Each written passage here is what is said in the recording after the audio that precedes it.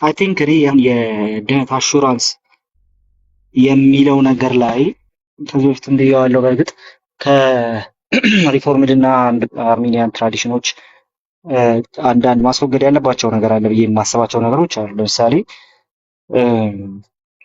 ድነት ሊጠፋ አይችልም ሲል ሪፎርምዱ ለኃጢአት ክፍተት እየሰጠ ነው ብሎ መክሰስ አይኖርበትም ብዬ አስባለሁ። አርሜኒያን እንደ አርሜኒያን ስለማወራ እንደዛ ብሎ መክሰስ የለበትም ብዬ አምናለሁ።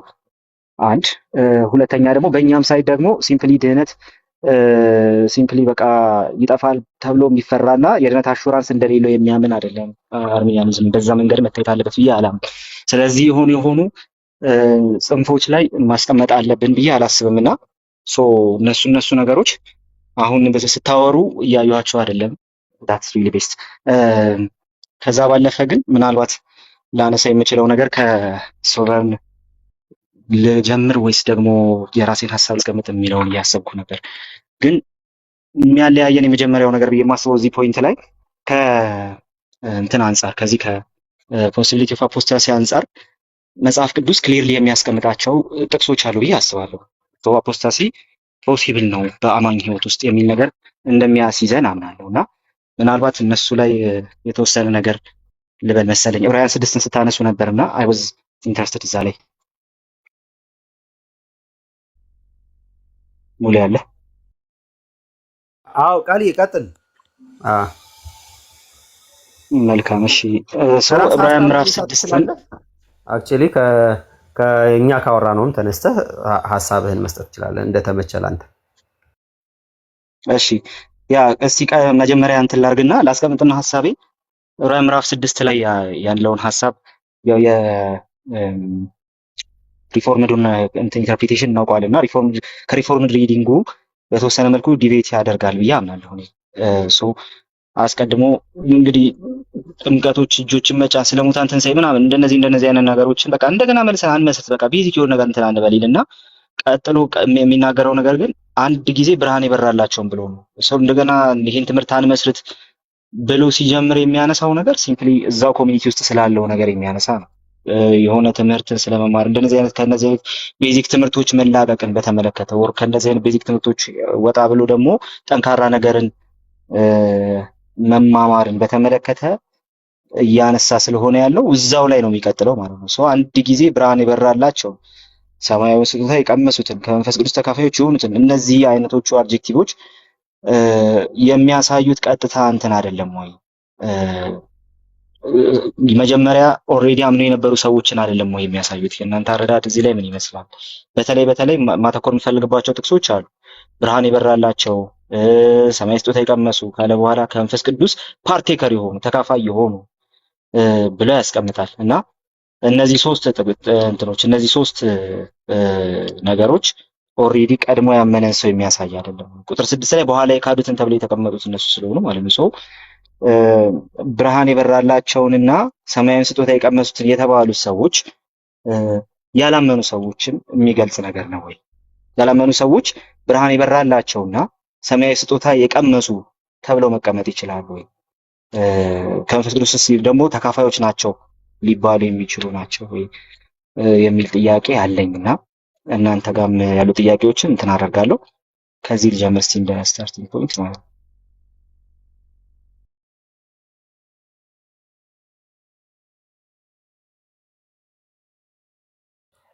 ኦኬ መቀጠል ትችላላችሁ። ሶቨሬን ወይም ብሬክስ ምናምን እኔ ብዙ ስላወራው ብዬ ነው። ወይም ቤቲ ብቻ አንዳችሁ ማለት እኔ ቅድም እዚህ ፖይንት ላይ ተናግሬበታለሁ። እንግዲህ ወይ ካልደገምከው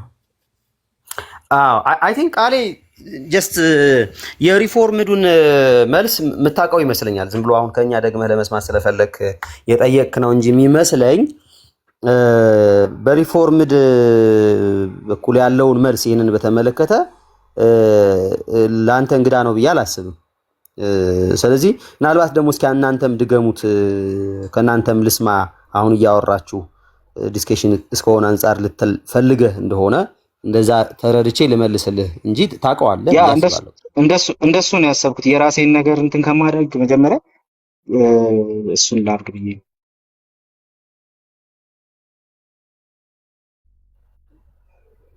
ያ ብሬክስ ተሻ ምናምን ትቀጥላላችሁ ወይስ እንዴት ነው? እኔ እሺ ብሬ ትቀጥላለህ? ኖ ቀጥል። ሙሉ ቃሌ ጋር ማታ ማታ ነው የማወራው ፀሐይ ሲጠልቅ። እሺ እኔ ድጋሚ ልበለው። ቅድም ቃሌ አልነበርክም አይደል? እኔ ስናገር ነበርክ እንዴ? አልነበርክም።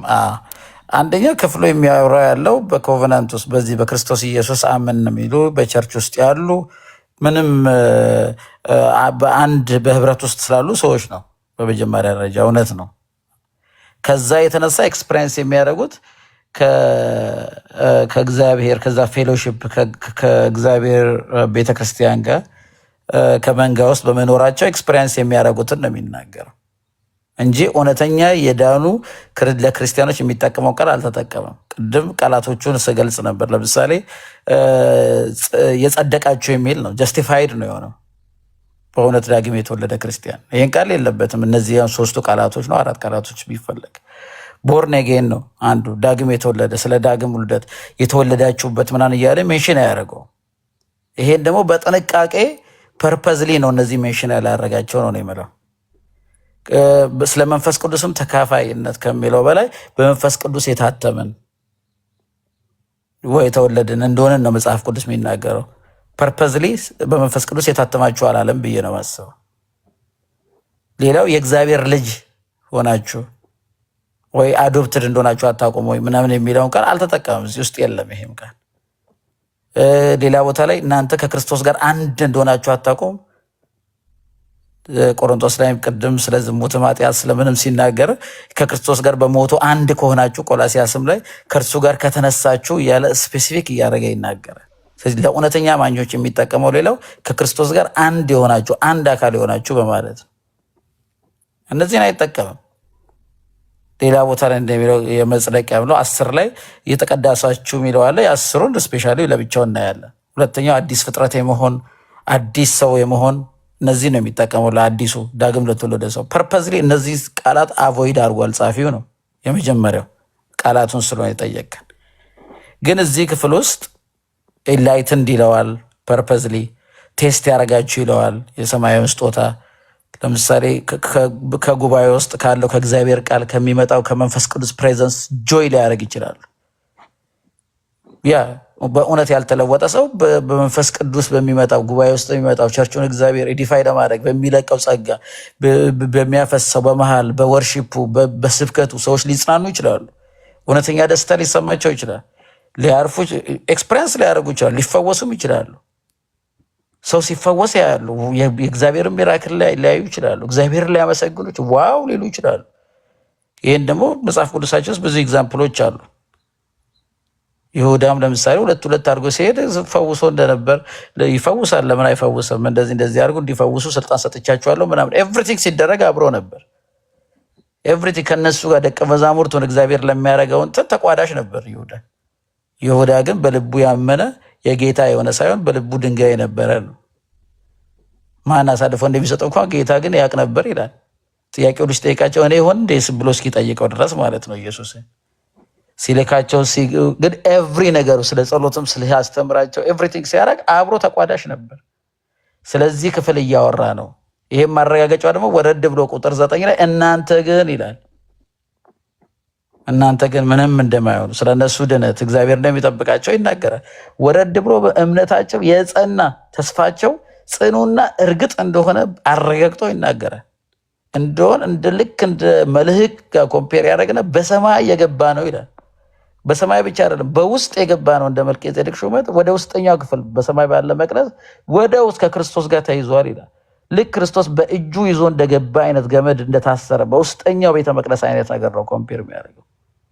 መልህቅ የሚለው ኤግዛምፕልን ቅድም አድርገን ምን ማለት እንደሆነ የተነጋገረን ነበር። የማይነቃነቅ እርግጥና ጽኑ የማይቀየር እንደሆነ የሚያረጋግጥ ነው የሚለው ክፍል እና ይሄ ክፍል እንደሆን አማኞች ያላቸው ተስፋ እርግጥና ጽኑ እንደሆነ የሚያሳይ ነው እንጂ የሚጠፋ ፐሪሸብል የሚሆን ሊናወጥ የሚችል እንደሆነ የሚያሳይ አይደለም። ሲያስጠነቅቅ ግን ክሊር ማስጠንቀቂያ ነው። እውነት ነው። በዛ ውስጥ እግዚአብሔር ልጆቹን የሚጠብቅበት መንገድ ነው። ኢፍ ኢት ሜክ ሴንስ ቃሌ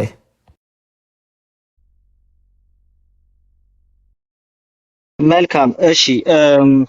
ጨርሰህ ነው ሶባ? ጨርሻለሁ።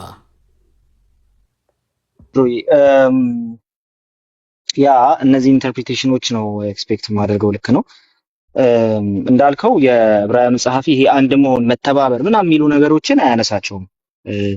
ለምንድን ነው የማያነሳቸው ከሚለው ጥያቄ ልጀምር። የማያነሳቸው ሲጀመር የዕብራውያኑ ጸሐፊ የሚጠቀማቸው እንትኖች ሊንግዊስቲክ ሜቶዶች እንትን አይደሉም። አስቀድሞ በፓውሊን ኮርፐስ ውስጥ የምታገኘው አይነት ነገር አይደለም። ስለዚህ ምናልባት ሰዎቹ የኦልሬዲ የዳኑ መሆናቸውን ለማመልከት ያንን ተመሳሳይ ግራመር መጠቀም አለበት የሚለው ነገር ስፔሻል ፕሊዲንግ ነው የሚሆነው ብዬ አስባለሁ። ሶ አንድ ቦታ ላይ ኦፍ ኮርስ ይጠቀመው ይሆናል መጽሐፍ ቅዱስ፣ ሌላ ቦታ ላይ ግን በሌላ አይነት አገላለጽ ይጠቀማል። ብዙ እንትኖችን ግራማቲካል ኮንስትራክሽኖችን እናያለን በዛ መልኩ ጥቅም ላይ ይዋሉ ማለት ነው። ሶ የዳኑ መሆናቸውን ለማሳየት የግድ እነዛን ቃላት መጠቀም አለባቸው ብዬ አላስብም። ስለዚህ ጥቅሱን እንትን የምናደርገው ጥቅሱን የምንረዳው በዛ መልኩ ሳይሆን አስቀድሞ ጥቅሱ ውስጥ የተቀመጡ ኮንቴክስቹዋል እና ቴክስቹዋል የሆኑ ነገሮችን በማየት ነው። እንደምታውቁት ቴክስት ኤንድ ኮንቴክስት በጣም ወሳኝ ነገር ነውና ማለት ነው። ሶ ቅድም እንዳልኩት እነዚህ ሶስት ተርሞች ያነሳው ዴሊብሬትሊ ነው። ለምንድን ነው ያነሳዋቸው? ምንድን ናቸው እነዚህ አሁን በኋላ የካዱ የተባሉ ሰዎች ምንድን ናቸው የሚለው ላይ በጣም ጥሩ የሆነ ኢንሳይት ስለሚሰጥ ማለት ነው። ሶ ምንድን ናቸው እነዚህ የካዱ ሰዎች? ቀድሞ ምን የነበሩ ነበሩ? በኋላ የካዱትን ብሎ ስለሚያስቀምጥ በኋላ የሚለው ሐሳብ አስቀድሞ የሚናገረው ነገር ስላለ ወይ አስቀድሞ የሚያስቀምጠው ነገር ስላለው የመጀመሪያዎቹ እነዚህ ቁጥር 4 ላይ ያሉ በተለይ እነዚህ ሶስት ተርሞች በጣም ወሳኞች ናቸው። ለምሳሌ ላልዳነ ሰው ወይም ደግሞ አስቀድሞ ሲምፕሊ ሰምቶ ግን ደግሞ ለካደ ሰው ከመንፈስ ቅዱስ ተካፋይ ሆኗል ማለት እንችላለን ወይ የሚል ጥያቄ ያነሳል። አክቹሊ ምላሹ የሚሆነው ከመንፈስ ቅዱስ ተካፋይ ሆኖ ነበረ።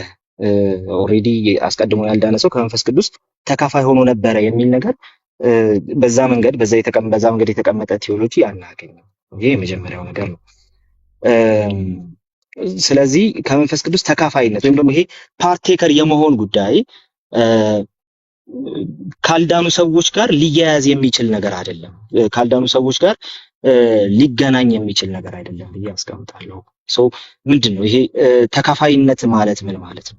መካፈል የሚለው ቃል ምን ማለት ነው የሚለውን ነገር አስቀድመን ወደ ኋላ ተመልሰን መጽሐፉ ጥቅም ላይ ያዋለበትን እንትን ማየት አለብን፣ ሴትአፕ ማየት አለብን። መጽሐፉ ተካፋይ የሚለውን ሐሳብ ምን ላይ ተጠቅሞታል፣ ምን ላይ ጥቅም ላይ ያውሉታል የሚለው ነገር በጣም ወሳኝ ነው። ስለዚህ መካፈል የሚለው ሐሳብ ቀጥታ ከክርስቶስ ጋር ህብረት የማድረግ ጉዳይ ነው። አሁን ቅድም መተባበር ብለህ ስታስቀምጠው የነበረው ማለት ነው ሶበር።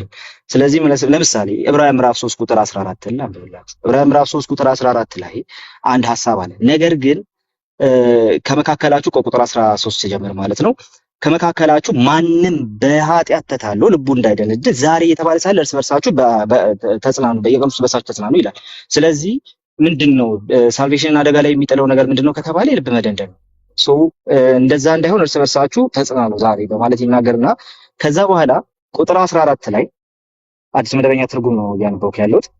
በመጀመሪያ የነበረንን እምነት እስከ መጨረሻው አጽንተን ብንይዝ አለ ከክርስቶስ ጋር ተካፋዮችን ነው ማለት ነው።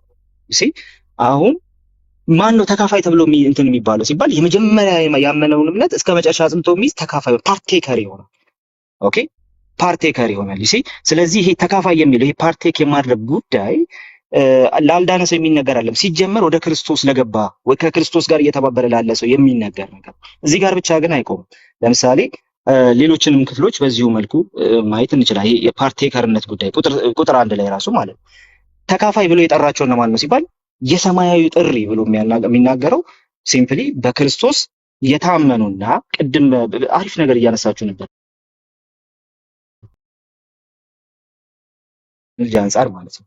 ስለዚህ ከዛ ውስጥ ነው እንትን የሚያደርገው እንግዲህ የሰማያዊ ጥሪ ተካፋዮች ይሆናቸዋልና ቅዱሳን ወንድሞች የተካፋይነት ጉዳይ በሂብሩ ቴዎሎጂ ውስጥ በዕብራውያን መልእክቱ ቴዎሎጂ ውስጥ የተካፋይነት ጉዳይ ስትመለከተው አሁን ምንድነው ፓርቴክ የማድረግ ጉዳይ ስትመለከተው ቀጥታ ከክርስቶስ ጋር የመተባበርን ጉዳይ ያሳያል የምንልበት ምክንያት እሱ ለምን የእምነታችን ሐዋርያና ሊቀ ካህናት የሆነው ኢየሱስን አስቡ። የክርስቶስ ሊቀ ክህነት ለዳኑ ሰዎች ነው እንጂ ላልዳኑ ሰዎች አይደለም አይደል? ስለዚህ ይሄ ፓርት ይሄ ቁጥር 1 ላይ የሚናገረው ፓርት ሲምፕሊ ተካፋይነት ጉዳይ የዳኑ ሰዎች የሚገለጡበት መሆኑን ታያለህ። ቁጥር 14 ላይ ይህንኑ ክፍል ትመለከተዋለህ። ተካፋይ ፓርቴክ የማድረግ መንፈስ ቅዱስን ፓርቴክ የማድረግ ጉዳይ ለዳኑ ሰዎች ሪዘርቭ የሚደረግ እንጂ ላልዳኑ ሰዎች የሚሰጥ አይደለም የምልበት ምክንያት እሱ እንደገና ደግሞ ምዕራፍ 12 ቁጥር 18 ላይ ታገኘዋለህ። ለምሳሌ አሁንም ተካፋይነትን ምዕራፍ 12 ላይም ታገኘዋለህ። እዚሁ ዕብራውያን ምዕራፍ 12 ላይ ማለት ነው። ቁጥር 8 ላይ አንድ ሐሳብ አለ። ልጆች ሁሉ በሚቀጡበት ቅጣት ተካፋይ ካልሆናችሁ ዲቃሎች እንጂ ልጆች አይደላችሁም ይላል። ስለዚህ አሁንም የመካፈል ፓርቴክ የማድረግ ጉዳይ ቀጥታ አሁንም የተገናኘው ከቤተሰብነት ጋር ነው። ቤተሰብ ያልሆነ ተካፋይ ሊሆን አይችልም። ያላመነ ቀድሞውኑ ድኗል ያልተባለ ሰው ሲምፕሊ በዛ ቋንቋ ሊጠራ አይችልም ነው። ሙግቴ በደንብ እንትን እንድታደርገው ማለት ነው። ቀጥሎ ደግሞ እንደው ወደ ሌሎች ጥቅሶች ብትሄድም አሁን የሐዋርያት ስራ ላይ ብትሄድም ተመሳሳይ ኢሹዎች ልታገኝ ትችላለህ። ብዙ ጠልቅ ያልገባበትም ሂብሩ ቴዎሎጂ ላይ ወይም የዕብራውያኑ መልእክት ቴዎሎጂ ላይ መቆየት ስለምፈልግ ማለት ነው። እዛ ላይ ጠልቅ ያልገባበትም ግን ሲምፕሊ የሐዋርያት ስራ ላይ ብትሄድም ተመሳሳይ ኢሹዎችን ታገኛለህ ብዬ አምናለሁ። ለምሳሌ ምዕራፍ 2 ቁጥር 38 ላይ ብትሄድ ተመሳሳይ ኢሹ ታገኛለህ። ስለዚህ ምዕራፍ 2 ቁጥር 38ን ብቻ ላንብብልህና ከዛ በኋላ ዕብራውያን ላይ ልቆይ። ንስሐ ግቡ ኃጢአታችሁን እንዲሰረይ በእያንዳንዳችሁ በኢየሱስ ክርስቶስም ተጠመቁ ይልና ከዛ በኋላ ስለ መንፈስ ቅዱስን የመካፈል ጉዳይን ሲያነሳ የመንፈስ ቅዱስ ስጦታ ትቀበላላችሁ ነው። ስለዚህ መንፈስ ቅዱስን የተቀበለ ሰው ነው የመንፈስ ቅዱስ ተካፋይ ሊባል የሚችለው። ባጭሩ ምን እያልኩ መሰለ ኒው ቴስታመንት ቴዎሎጂ ውስጥ ተካፋይ መካፈል የሚለውን ሐሳብ ይዘህ ከመጣ ከሰማያዊው አንፃር ከመንፈሳዊው ነገር አንፃር መካፈል የሚለውን ሐሳብ ይዘህ ከመጣ ቀጥታ የምታርፈው ከእንትን ጋር እዚህ ከዳነ ሰው ጋር ወይ ደግሞ መንፈስ ቅዱስን ከተቀበለ ሰው ጋር ወይ ደግሞ ተካፋይ የተባለውን ተካፈለ የተባለውን ነገር ከተቀበለ ሰው ጋር ነው ተገናኝቶ የሚነሳው ማለት ነው። ዛትስ ዋይ እዚሁ 38 እና ካነሳ በኋላ ቁጥር 39 ላይ ስትመጣ እንደውም ይሄ የተቀበልነው ነገር ቀጥታ ለሁሉም በዚህ በተስፋው ቃል መሰረት ለሁሉም ነው ወይም ደግሞ እግዚአብሔር ወደሱ ለሚጠራቸው በሩቅ ላሉ ሁሉ ነው ብሎ የተነገረበት ምክንያት እሱ። ስለዚህ ይሄ መንፈስ ቅዱስን የተካፈለ የተባለ ሰው ፓርቴክ ያደረገ የተባለ ሰው ልክ ሌሎቹ ቴዎሎጂዎች ላይ እንዳየነው የክርስቶስ ተካፋይ የሰማያዊ ጥሪ ተካፋይ ተብሎ የተቀመጠው ነገር ላይ እንዳየነው ተካፋይ የሚለውን ሐሳብ ይዘህ ያልዳኑ ሰዎች ጋር አትሄድም ነው። መጽሐፉ ላይ እንደዚህ አይነት ኢንስታንስ አለ ብዬ አላስብም። ተካፋይነትን በተመለከተ በጣም ጠንካራ ቃል ነው። ለአማኞች ሊነገር ለዳኑ ሰዎች ሊነገር የሚችል ቃል ነው። እዚሁ ጥቅሱ ላይ ቆመን ስናወራ ማለት ነው። አሁን እዚህ ጋር የመንፈስ ቅዱስ ተካፋይ የሆኑትን ከሚለው አንፃር ነው ያነሳሁልህ ማለት ነው። ግን አሁን ሌሎች ተርሞችንም ብታያቸው ተመሳሳይ ኢሹዎችን ታገኛለህ እዚሁ ምዕራፍ 6 ቁጥር 4 ላይ ማለት ነው። ለምሳሌ አንድ ጊዜ ብርሃን ይበራላቸው የሚለው ይሄ ዋንስ ኤንድ ፎር ኦል ሃፓክስ የሚለው የግሪኩ ቃል በዓመት አንድ ጊዜ ብቻ ሊቀ ካህኑ ደም ይዞ ይገባል ተብሎ ሲነገር የተጠቀመው ጥቅም ላይ የዋለ ቃል ነው። አይተው ብርሃን ይበራለት የሚለውን ሌላም ቦታ ትመለከተዋለህ። ደግሞ ይሄ አንድ ጊዜ ከሚለው ባለፈ ብርሃን ይበራለት የሚለውን ሐሳብ ብርሃን ከበራላችሁ በኋላ የጸናችሁበትን ዘመን አስቡ ይላል። አሁን ብርሃን መብራትን ቀጥታ እንትን የምናደርገው ቀጥታ የምናያይዘው ምንድነው ማለት ነው? ሲምፕሊ ለመጽናት የሆነውን ነገር እግዚአብሔር የሰጠበትን ያንን ይሳስ ነው የምናየው ማለት ነው። እዚሁ የዕብራውያን ቴዎሎጂ ላይ ቆመን እኔ ላልዳነ የሚነገሩ እንትኖች ናቸው ብዬ በዛ መንገድ መቀመጥ አለበት ይላል። ለዳኑ ሰዎች ሊነገር የሚችል እና ሊነገር የሚገባው ከዳኑ ሰዎች ውጪ ምንም ነገር ለማንም ሰው የማይሰጥ አይነት ነገር ነው የተቀመጠው። ዛትስ ዋይ በጣም ሲሪየስ ቃል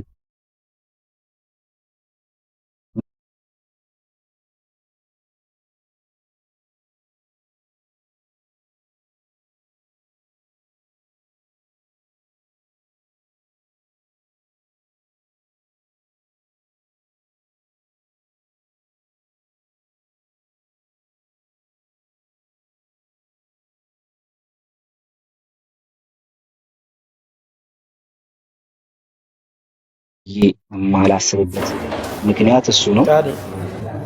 የሆነች ነገር ላስተብዬ ነው እዚህ ጋር። ቆይ አንዴ ዘጁሪስት አንዴ ጨምራለሁ። አንድ ጊዜ አንዴ ብዙ ታይም አልወስድ። አይ ቲንክ ቃሌ ከመጀመሪያውንና አንድ ጥቅስ ነው በደንብ ያስኩት ከተናገርካቸው ያልካቸው ሀሳቦች ቃሉ ስትሮንግ ነው የሚል ነው ያቀረብክ ያለው። ሲሪየስ ቃላት ናቸው ነው እስማማለሁ። በጣም ሲሪየስ ቃላት ናቸው። ግን የበለጠ የፈለገ ሲሪየስ ቢሆን ግን ዳግም የተወለዱ ሰዎች እንደሆነ አያረጋግጥም ነው የመጀመሪያው። እርግጠኛ መሆን አንችልም። ዳግም የተወለዱ እንደሆኑ እርግጠኛ መሆን አንችልም ነው። ግን ሲሪየስ ነው። አዎ ቸርች ውስጥ የቆዩ ናቸው። ኤክስፒሪየንስ አላቸው። በጣም መስለዋል። ኦልሞስት ዳግም ከተወለደ ጋር ሊለዩ በማይችሉ መልኩ የቀረቡ የተመሳሰሉ ክርስቲያን የሚመስሉ እንደሆኑ እኔም አምናለሁ። በጣም ስትሮንግ ቃላት እንደሆኑ ግልጽ ነው። ለዛ ነው እንደዚህ ድረስ ሆኖ ሰው እንትን ካለ አይመለስም። በቃ ኦልሞስት ኤቭሪቲንግ ሂ ኖውስ ያ ያለወጠው ምንም ሊለውጠው አይችልም እያለ ነው ጸሐፊው ብዬ ነው የማምነው። በአካር ግን ቻፕተር 3 ላይ የጠቀስከውን ጥቅስ ሮንግሊ አንብበዋል ብዬ አስባለሁ። ስታነበው እምነታችንን የመጀመሪያ እምነታችን እስከ መጨረሻ አጽንተን ብንጠብቅ የክርስቶስ ተካፋዮች እንሆናለን ብለህ ያልከው እንሆናለን አይልም ክፍሉ። ሆነናል ነው የሚለው። ሆነናልና ነው የሚለው። እንደውም ምክንያት ነው፣ ፓስት ነው እንጂ ፊውቸር አይደለም። የክርስቶስ ተካፋይ ሆነናልና ነው እምነታችንን የመጀመሪያ እውነታችንን እስከ መጨረሻ አጽንተን ብንጠብቅ የክርስቶስ ተካፋዮች ሆነናልና እየተባለ ዛሬ ድምፁን ብትሰሙ በማስመረር እንደሆነ ልባችሁን ልከኛ አታርጉ ይላል። ስለዚህ የመጀመሪያ እምነታችን እስከ መጨረሻ አጽንተን ብንጠብቅ የክርስቶስ ተካፋዮች እንሆናለን የሚል ሳይሆን ስለሆነ ነው እምነታችን አጠንክረን እንያዝ የሚለው። ድንገት አማርኛውን ትንቀረም የእንግሊዝኛውን ግራመር ከፍተን ማየት እንችላለን። 3:14 ላይ እሱ ግልጽ ያደርገዋል። ሲምፕል አድርገው የሲቪ ቨርጅን ላምበው For we have came to share in Christ ይላል። This is past. For we have came to share in Christ. If ended, hold our original confidence firm to the end ይላል። as it is said ብሎ ይቀጥላል። ስለዚህ ስለሆነን የሚሆን ነው ማለት ነው። ፓስት ነው ማለት ነው የመጀመሪያው ይሄኛው። ለዛ ነው እምነታችንን የምንጠብቅ ነው እያለ ነው ያለው። ሁለተኛ ደግሞ ሐዋርያት ሥራ ላይ ጠቀስከው ነው ያዝኩት። ሐዋርያት ሥራ 2:38 ላይ ቃላቱ አይገናኝም። እንዴት አድርገን እንደመጣው አላውቅም ሁለቱ እዛ ጋር መንፈስ ቅዱስን እንደ ጊፍት አድርጎታል። እንደ እየተቀበላችሁ ነው የሚለው። ይሄኛው ፓርቴከር ነው የሚለው ወይም ተካፋዮች ነው የሚለው። እዛ ጋር ያለው ሁለቱ ቃሎች ኮምፕሊትሊ የተለያዩ ናቸው። የሚጠቀማቸው የትኛው ተማሳይ ቃላት አይደለም ለሁለቱ የሚጠቀመው ከሆነ እንግዲህ ኦሪጂናል ቃላቶችንም ማየት እንችላለን። ያኛው የሼር እንደሆነ ነው የሚያሳየው። የተካፋይ የሚለው ስሙ ራሱ ተካፋይ ነው። የሆነ ፓርቲሲፓንት የሆነ ሰምቲንግ ከዛ ውስጥ ያገኘን አይነት የሆነ ነገር አሶሺየት እንደሆነ እንደ ፓርቲሲፔተሪ እንደሆነ ያሳያል። ፓርቴከር ስለሚል ወይ ተካፋይ እንደሚል ስሙ ራሱ ግልጽ ነው። የመንፈስ ቅዱስ ግን ተቀባይ ስንል ግን እንድወል ነው፣ ሪሲቭ መቀበል ነው። ሲልድ መሆን ቅድም እንደተናገር ነው ሊሆን ይችላል፣ መቀበል ነው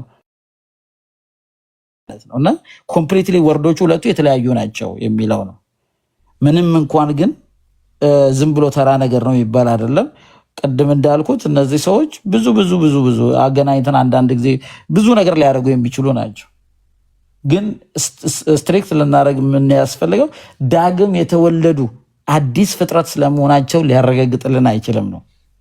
አይ ቲንክ የኛ ሳይድ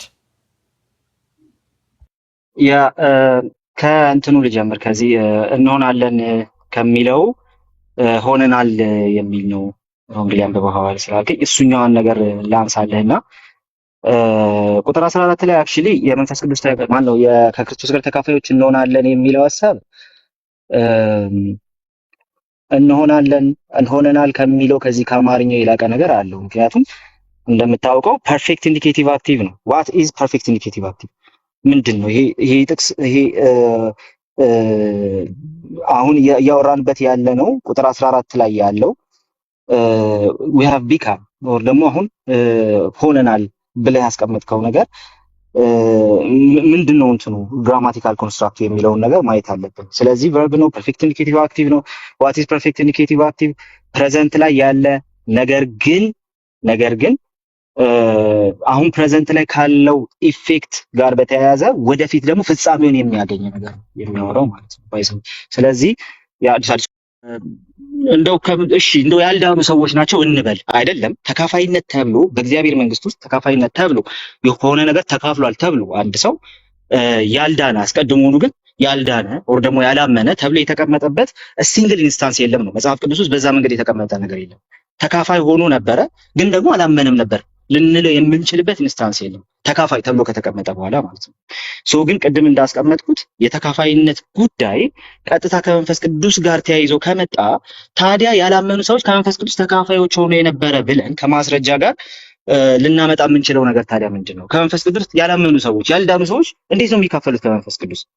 ሶ ይሄ ከማስረጃ ጋር መምጣት አለበት ብዬ አስባለሁ። ኢፍ ኖት ማስረጃ ከሌለው ምን ይሆናል መሰለ፣ ከተካፋዮች የሚለው ሐሳብ መጽሐፍ ቅዱስ ውስጥ በዋለበት በዛው በተለይ ደግሞ ሂብሩ ቴዎሎጂ ውስጥ በዋለበት በዛው መልኩ ነው ጥቅም ላይ የምናውለው ማለት ነው። ስለዚህ የሰማያዊ ጥሪ ተካፋዮች የሆናችሁ ብሎ ሲያስቀምጥ አንደኛ የሚያስቀምጠው ኦልሬዲ ቅዱሳን የሆኑ ሊቀ ካህን ያላቸውን ሰዎች ነው። ተካፋይነት ዩሲ እንዴት እንደተቀመጠ ከዛ በኋላ ወርዶ ከክርስቶስ ተካፋዮች እንሆናለን ብሎ ሲያስቀምጥ ወይም ደግሞ አንተም ባልከው ትሆነናል ፐርፌክት ኢንዲኬቲቭ አክቲቭ ስለሆነ ብዙ እንትን የሚያደርገን ነገር አለ ብሎ የሚያስቀምጠው የመካፈል ጉዳይ ከተነሳ አሁንም በክርስቶስ ያመኑ ሰዎችን ነው የሚያስቀምጠው። ኢቭን ሆነናል የሚለውን ሐሳብ ቢይዝ አንተ እንዳልከው ማለት ነው ኦልሬዲ ያመነንና የዳንን ሰው ነው ሊያሳይ የሚችለው ማለት ነው። ስትሪክትሊ ሊያሳይ የሚችለው እንደዛ ነው።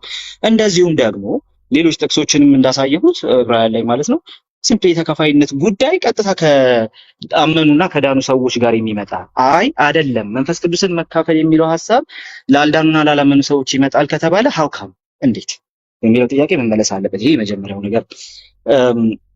ከዛ ቀጥሎ ግን ሌሎች እንትን ያላካቸው ነገሮች አሉ። ምናልባት ስላረዘምኩብህ ሊሆን ስለሚችል እነሱን አሁንም ልድገምልህ። በተለይ ደግሞ ዕብራውያን ምዕራፍ 6 ላይ ሲሪየስ የሚያደርገው ነገር የብርሃን መብራትን ጨምረን ማየት ስላለብን ማለት ነው። ብርሃን የበራላቸው የሚለው ያልዳኑ ሰዎችን በምን መልኩ ነው የሚያሳየው? ብርሃን በርቶላቸዋል። ያልዳኑ ሰዎችን በምን መልኩ ነው እንደዛ የምንላቸው? ዕብራውያን ምዕራፍ 12 ላይ ኦልሬዲ ብርሃን ከበራላችሁ በኋላ የሚል ነገር ስላለ ማለት ነው። ስለዚህ ብርሃን መብራት ቀጥታ ያ እውነት እንደገባቸው የሚያሳይ ስለሆነ ከዛ የጸናችሁበትን ይላል። ያጸናቸው እውነት ያ የበራላቸው ብርሃን መሆኑን የሚያሳይ ስለሆነ፣ እንደዚሁም መቅመስ የሚል ሰማያዊውን ስጦታ የቀመሱ የሚል እሱም ላልዳኑ ሰዎች በምን ሂሳብ ነው ሰማያዊውን ስጦታ የቀመሱ ተብሎ የሚነገርላቸው የሚለውን ጥያቄ ማንስቼ ነበር። ሶ ሰማያዊውን ስጦታ መቅመስን ስንመለከት ግን ሲምፕሊ ሰማያዊውን ስጦታ መቅመስ ከእግዚአብሔር ዘንድ ያለውን ያንን ጸጋ የመካፈል ጉዳይ ስለሆነ ሰማያዊውን ስጦታ መቅመስ ኦልሬዲ ለዳነ ሰው ነው የሚነገረው ብዬ ግን መሞገት እችላለሁ ብዬ አስባለሁ። ሌሎች ነገሮችን ማንሳት እንችላለን። ዕብራውያን ምዕራፍ አንደኛ ጴጥሮስ ምዕራፍ 1ንም ስላስቀመጥኩኝ ማለት ነውና እነዚህ ሐሳቦች በሙሉ ለዳነ ሰው ነው የሚነገረው እንጂ ላልዳነ ሰው ሊሆን አይችልም። ኦኬ ቃሌ ምናልባት አሁን ይህንን እንትን ባደረክበት መንገድ ምናልባት ይሄ ከሆነ ስለ ፐርሴቨራንስ የሚያወራ መጽሐፍ ቅዱስ ውስጥ አንድም ሲንግል ቨርስ የለም ነው እያልክ እንደዛ እያልክ ብዬ ልረዳ ማለት አለ ወይስ መጽሐፍ ቅዱስ እንዳለ እንደዛ ትረዳለህ ወይስ ምንም ነገር የለም ብለህ ነው የምትረዳው? አይ ሙሌ ኖ እኔ የምረዳው ጀስት ቢብሊካል ቴዎሎጂ ስለማከር አክራሪ ቢብሊካል ቴዎሎጂ ላይ እሱን ስለማከር ናሬቲቭ ቤዝድ ነው ናሬቲቭ ቤዝድ ነው እና ሶ ናሬቲቭን ተከትለን ከሄድን ስለ ፐርሰቪራንስ የሚነሱ ነገሮች አሉ። ፐርሰቪራንስ ጋይስ ፐርሰቪራንስ ከሌለ ኢን አርሜኒያን ቴዎሎጂ ፐርሰቪራንስ ከሌለ ድነት የለም። ፐርሰቪር እናደርጋለን አናደርግም አይደለም ጉዳዩ፣ እሱ አይደለም። ፐርሰቪር እናደርጋለን፣ ይሄ በመንፈስ ቅዱስ ኃይል የሚሆን ነገር ነው። ግን ደግሞ አሁን ያ ፐርሰቪር የምናደርግበትን ጸጋ የመቀበልና ያለመቀበል ግን መብቱን እግዚአብሔር ሰጥቶናል። ስለዚህ ፐርሰቪር የምናደርግበትን ጸጋ ስለሰጠን እሱን ደግሞ ተቀብለን መኖር አለብን ነው። አለቀ። ኮንዲሽናል ፐርሰቪራንስ ማለት ነው። ኦፍ ኮርስ ኮንዲሽናል ፐርሰቪራንስ ሳይሆን ሲምፕሊ ፐርሰቪራንስን ኮንዲሽናል ልናደርገው አንችልም። ነገር ግን ኤሌክሽንን እንደነዚህ አይነት ነገሮችን ኮንዲሽናል ምን ላይ ነው ኮንዲሽን የሚያደርጉት ሲባል እግዚአብሔር የሰጠንን ጸጋ የመቀበል ጉዳይ ላይ ኮንዲሽን ያደርጋል። ዛትስ ዋይ ዕብራውያን 6 ላይ አሁን ባነሳሁት መልኩ በጣም ሲሪየስሊ የሚናገርበት ምክንያት እሱ ነው። ዛትስ ዋይ አሁን ናሬቲቭ ቤዝድ ስለሆንኩኝ ይሳውራ ማለት ነው እሱ ላይ ስላስቀመጥኩኝ የዕብራውያኑ ናሬቲቭ እስቲ አሁን ተካፋይነትን መቅመስ የሚለውን ሐሳብ ካልዳኑ ሰዎች ጋር እንዴት ልናገናኝ ይችላል? እነዚህ ነገሮች ላልዳኑ ሰዎች መቀጸላቸውን እስቲ እንያቸው እያልኩኝ ያለሁበት ምክንያት እሱ ነው። አሁን እንደሱ የለጠፈውን አይታችሁ ከሆነ ሌሎች ጥቅሶች ጋር መሄድ አልፈልግም። ሌሎች ጋርም አሉ፣ አሁን እንደሱ እንደሚያነሳቸው አይነት ጥቅሶች አሉ ሌሎች ጋር ማለት ነው። ግን የተካፋይነት ጉዳይን ሂብሩ ቴዎሎጂ ላይ ራሱ ብንወሰን ላልዳነ ሰው ማድረግ አንችልም። የመቅመስ ጉዳይን ሂብሩ ቴዎሎጂ ላይ ብንወሰን ላልዳነ ሰው ማድረግ አንችልም ነው እያል የበራለት የሚለውን ሐሳብ ሂብሩ ቴዎሎጂ ላይ ጸሐፊው ራሱ የሚናገርለት ነገር ላይ ብንወሰን ኢን ዘ ኢንተር 13 ቻፕተርስ ያንን ላልዳኑ ሰዎች ሲቀመጥ አናይም እና ጥቅሱን ላልዳኑ ሰዎች ማድረግ አንችልም ነው እንግዲህ ሶ ወደ ፐርሰቪራንሱ እንመጣለን እዚህኛው ላይ እንቆይና ማለት ነው። እሺ አይ መልካም እንግዲህ አንተ ቆንጆ ነው ቢብሊካል ላይ እንትን ማለት ግን አብዛኛው እንግዲህ ዶክተሮች ሲስተማቲክ ቴዎሎጂን በመጠቀም ነው ያው አርሜኒያንም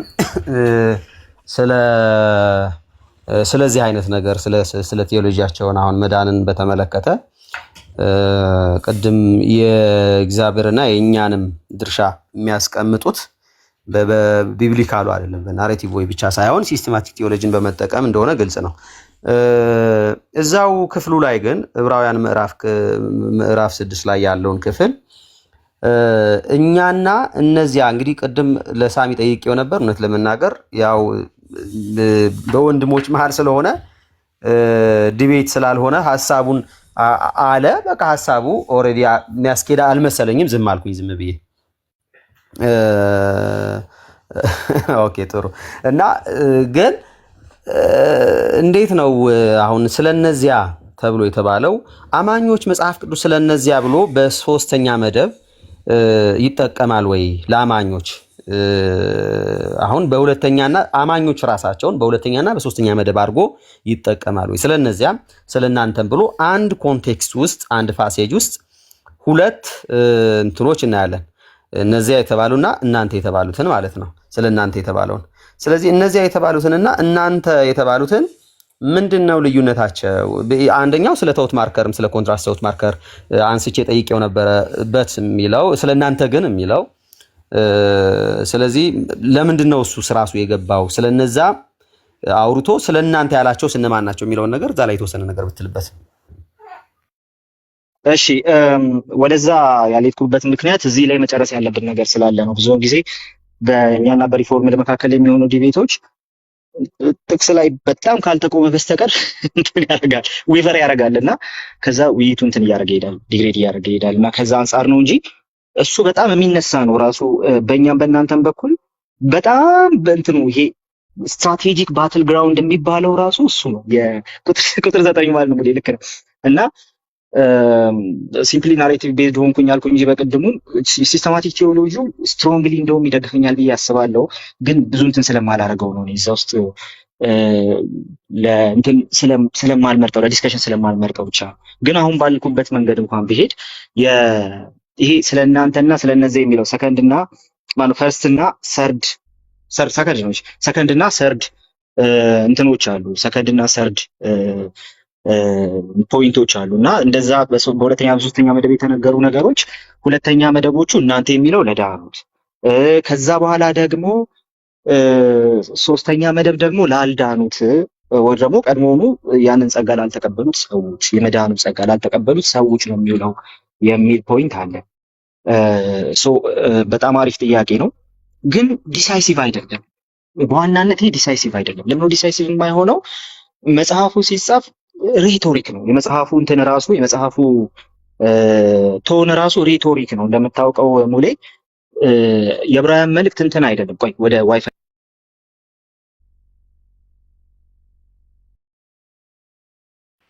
ኦኬ ቃል እስከምመለስ ድረስ ምናልባት እዚህ ጋር አሁን ቃል ያነሳው ቆይ ዘጁሪስት አንተ ከመናገር በፊት እኔ ላይ ቅድም ሀሳብ ስለሰጠ እሱ ልናገር አንድ ደቂቃና ውሰደው። እኔ ሎጣም ነው ኦኬ መጣ እሺ ቃል የጨረሰሽ እሺ ዋይፋይ ወደ ዋይፋይ ልመለስ ብዬ ነው። አሁን ሰከንድና ሰርድ መደብ መሆኑ ሙሌ እንትን የማይሆንበት ምክንያት በጣም ዲሳይሲቭ ፖይንት የማይሆንበት ትልቁ ምክንያት ምን መሰለ? ሬቶሪክ ነው። ሬቶሪክ ከሆነ ሲምፕሊ ጥያቄን እንደ ጥያቄ አንወስድም። አንዳንድ ንግግሮችን እንደተባሉት አይደለም እንትን የምናደርገው የምንወስደው ቶኑ ምንድነው የሚለውን ነገር ነው የምንመለከተው ማለት ነው። ለምሳሌ ይህን መዳን ቸል ብንለው እንዴት እናመልጣለን ብሎ ሲጠይቅ ምላሽ እየጠበቀ አይደለም አይደለ? እንዴትም ነው መልሱ። እንዴት እናመልጣለን? አይ እንዴትም አናመልጥም፣ በቃ ይህን ቸል ማለት የለብንም።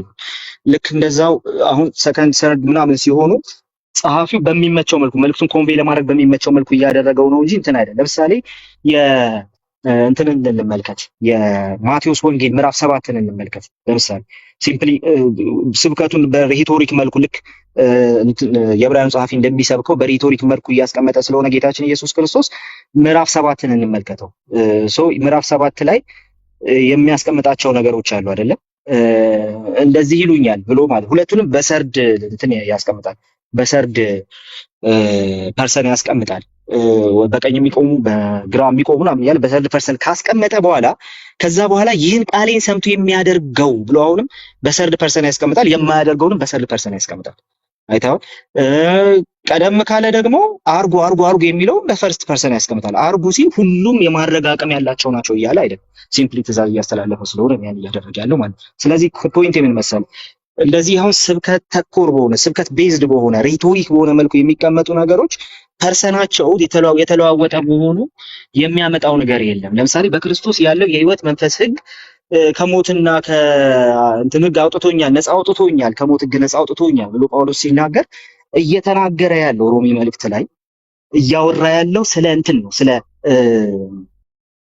ሁሉም አማኞች ነው። ስለዚህ በክርስቶስ ያመኑ ሰዎች ከሞት ጋርነት ወጥተዋል እያለ የተናገረ ግን ደግሞ ምን እያደረገ ፈርስት ፐርሰን አድርጎ በራሱ አድርጎ የተናገረ አውጥቶኛል ሲል ግን ራሱን ብቻ አይደለም። እኔ ምንኛ ጎስቋላ ሰው ነኝ ሲል ራሱን ብቻ እያወራ አይደለም። ሁላችንም እንደምንረዳው እነ ዳግላስ ሙም በሪፎርምድ ቴዎሎጂ በኩል በጣም ፐርፌክት የሚባል የሮሜ ማብራሪያ የሰራ ሰው በጣም ወደ ሰው ነው። እነሱም ጭምር በዚህ ይስማማሉ እና ስለዚህ ሰከንድና ሰርድ ፐርሰን መሆኑ ለውጥ አያመጣም፣ ሲግኒፊካንት አይደለም በዚህ ንባብ ውስጥ ነው ፖይንት። እናንተ ግን የሚለው ግን ይሄ አብልጦ የሚሻለው እንዲሆንላችሁ ተረድተናል የሚለው ግን በደንብ መብራራት ያለበት ነገር ነው። ሶቨርን ግን ረጅም ሰዓት ወስጄ እያብራራው እናንተ ደግሞ እንዳትጨቆኑ የማወራው ነገር አለ ሳልወጣ እያለ ስለሆነ ለሱ ልስጠውና ሙሌ ከአንተ ጋር ደግሞ እንቀጥል። ዊዝ ፕሌዠር ተኩድረሳል። እሺ ይቀጥላል። ግን ተውት ማርከሯን ያቺ ኮንትራስት አውት ማርከር እሷን አላነሳሃትም አይደል ነው ረስታት ይሆናል ብዬ አስባለሁ። አሁን ስለናንተ ግን ሲል አክቹሊ እነዚያ ሌላ እንደሆኑ ግልጽ ነው መቼስ ስለ አንድ አንደርስታንድ አድርጌያለሁ። እንትን እንዳላረ ረጅም ሰዓት ይዤ ሳብራራ እዚህ እንቅልፋችሁ እንዳይመጣ ሶቨርን ይቀጥልና እሷ ላይ በደንብ የምናወራት ነገር አለች ብዬ አስባለሁ እኔ እናንተ ማለት ነውና ሰዎች ጥያቄ ያለን እያሉ ነው እናውራ እያሉ ነውና እኔ ብቻ እያወራው እንዳልይዛችሁ ብዬ ነው። ሙሉ ይወደኝ ቃል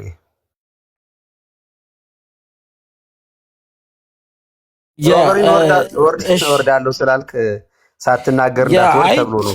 ጨርሻለሁ። በእርግጥ ግን ጥቅስ ስጠኝ ስልህ የጠቀስካቸው ጥቅሶች ለኮንግሪጌሽን የተባሉ ጥቅሶች ናቸው። አሁንም እነዚህ ጥቅሶች አንድ በአንድ ሄደን ብናይ ቦርኔጌን እንደሆነ የሚያስረግጥ ጥቅሶች ለዳግም የተወለዱ እንደዚህ ለምሳሌ በእርግጥም እንደዚህ ከሆናቸው ብሎ በኮንዲሽን ነው የሚያስቀምጠው። ለእውነተኛ ክርስቲያን ወይም ደግሞ ሪጀሬትድ ለሆኑ ሰዎች ማረጋገጫውን ነው የፈለግነው እንጂ እነዛ ቃል እኮ እያንዳንዱ ቅዱሳን ተብሎ ይጻፋል። ለቸርች ነው ለሁሉም ቅዱሳን ተብሎ አድሬስ ይደረጋል። ይሄም ክፍል እንዳልነው የሚመለከተው ማንን ነው ቢባል ሁላችን ነው የሚመለከተው፣ ቅዱሳንም በጠቅላላ ነው። እውነት ሚሴጁ የሚደርሰው ለሁሉም ነው። ለእውነትም ሪጀሬት ያደረጉት ላልተደረጉት ነው የሚጠበቁበት ነው። ሾርት ሆኖ ግን የሚቀሩት ቅዱሳኖቹ ግን የእውነት ሪጀሬት ያደረጉት ፕሪዘርቭ ያደርጋሉ እያለን ያለ ነው እንጂ ሶስተኛ ላይ ሄደ ለኮንግሬሽን የተጻፈ ነው ሁሉንም የጠቀስከው እንደሆነ ይባስ ዕብራውያን 12 እንዴት እንደጠቀስከው አልገባኝም ከነጨራሹ። ዕብራውያን 12:8 ላይ እንዲህ ሚሊዮን የጠቀስከው ከላይ ጀምሮ ላንብበው። ልጄ ወይ ጌታ ቅጣትን አታቃል፣ በሚገጽጽ ጊዜ አትድከም፣ ጌታ የሚወደውን ይቀጣዋልና የሚቀበለውንም ልጅ ሁሉ ይገርፋል ብሎ የሚነጋገረው ምክር ረስታችኋል። ለመቀጣት ታገሱ፣ እግዚአብሔር እንደ ልጆች ያደርጋችኋልና። አባቱ የማይቀጣው ልጅ ማን ነው? ነገር ግን ሁሉ የቅጣት ተካፋይ ሆኗልና ያለ ቅጣት ብትኖሩ ዲቃላዎች እንጂ ልጆች አይደላችሁም የሚለው አንደኛ ስለ እግዚአብሔር ልጆቹ እንደሚቀጣ የሚያሳይ ክፍል ነው እንጂ ማረጋገጫ አይደለም። የጠየቁት ጥቅስ እኔ የዳግም ውልደት የተረጋገጠለት መንፈስ ቅዱስ ተካፋይ ተብሎ የተገለጹት ለምሳሌ ቅድም ሐዋርያት ሥራ ላይ ጠቀስከው አለ። ካመኑ በኋላ ምን ሆኑ ነው የሚለው፣ መንፈስ ቅዱስ ተቀበሉ ነው የሚለው። ተካፋይ ሆኑ ቢል ለምሳሌ አሁን ኦኬ አንድ ጥቅስ ላለው ልክ እንደሱ አይነት ጥቅስ ነው የፈለግኩት። አንድ ቦታ ሊኖር አይችልም ነው 3 ይቅርና ይሄ ቦታ አንዱን 12 ላይ ገለጽክልኝ። የባስ የኛን ስታንድ የሚገልጽ ነው የሚያጠናክር ነው። ምን ይላል? አባት እንደ እግዚአብሔር ልጆች ያደርጋቸዋልና አባት የማይቀጣው ልጅ ማን ነው ይላል። ስለዚህ አባት ልጆቹን ይቀጣል ማለት ነው። ነገር ግን ሁሉ የቅጣት ተካፋይ ሆነዋልና ያለ ቅጣት ብትኖሩ ይላል። ኦኬ እግዚአብሔር የማይቀጣው ከሆነ ዲቃላ እንጂ ልጆች አይደላችሁም ይላል። ስለዚህ እግዚአብሔር ልጆቹን በመቅጣት ፕሪዘርቭ እንደሚያጸናቸው እንደሚያስቀጥላቸው የሚያሳይ ክፍል ነው ማለት ነው። በዚህ ደግሞ እናውቃለን እግዚአብሔር አይቀጣም እያልን አይደለም። አባት የሚወደው ልጁን ይቀጣል፣ እስከ ሞት ሊቀጣ ይችላል በስጋ ማለት ነው። የዘላለም ሕይወት አያጡም ነው እያልን ያለ ነው እንጂ እግዚአብሔር ይቀጣል፣ በትንሽም በትልቅም ያስተምራል፣ በፈተና ውስጥ በምን ውስጥ እየቀረጸ ስለሆነ። ስለዚህ ይሄ ክፍል የባሰ የሚያረጋግጠው የእግዚአብሔር ልጆች በእግዚአብሔር በቅጣት ውስጥም የማይታዘው ልጅ ወይ ደግሞ ፍሬ አብስቶ እንዲያፈራ ይገርዘዋል እንደሚል ይቀጣዋል እንደሚል ሌላ ቦታም እዚሁ ላይ እዚህ ክፍል ከፍ ብለን ትንሽ ብናነብ አባት የሚወደው ልጅን ይቀጣል ምናምን እያለ ነው ፍሬ እንደሆነ አብስቶ እንዲያፈራ። ስለዚህ እንደሆን ተቃራኒው ነው የሚያሳየው ነው የምለው። አንተ እዚህ ላይ ምን ትላለህ? ፕሪዘርቭ እንዲያደርገው እንዲያጸናው እግዚአብሔር ልጆቹን ይቀጣል የሚለው ፓርት እንደሆን ተቃራኒው ነው የሚል ነው ሀሳቤ። ጨርሻለሁ ቃል። እሺ ሶቨርን አይ ቲንክ the whole ፖይንቱን ሚስ አድርገዋል ብዬ አስቤያለሁ። እንዴት መሰለ የተካፋይነት ጉዳይ ቀጥታ አሁን እኮ የኔን ፖይንት ነው የሚከረከው ማለት ነው። ምክንያቱም የተካፋይነት ጉዳይ ቀጥታ የተገናኘው ሶቨርን በደንብ ስማኝ፣ ቀጥታ የተገናኘው እያልኩኝ ያለሁት ጭራሽ ምዕራፍ 12 ላይማ አሁን ባነሳው መንገድ የኔን ፖይንት ነው የሚያደርገው።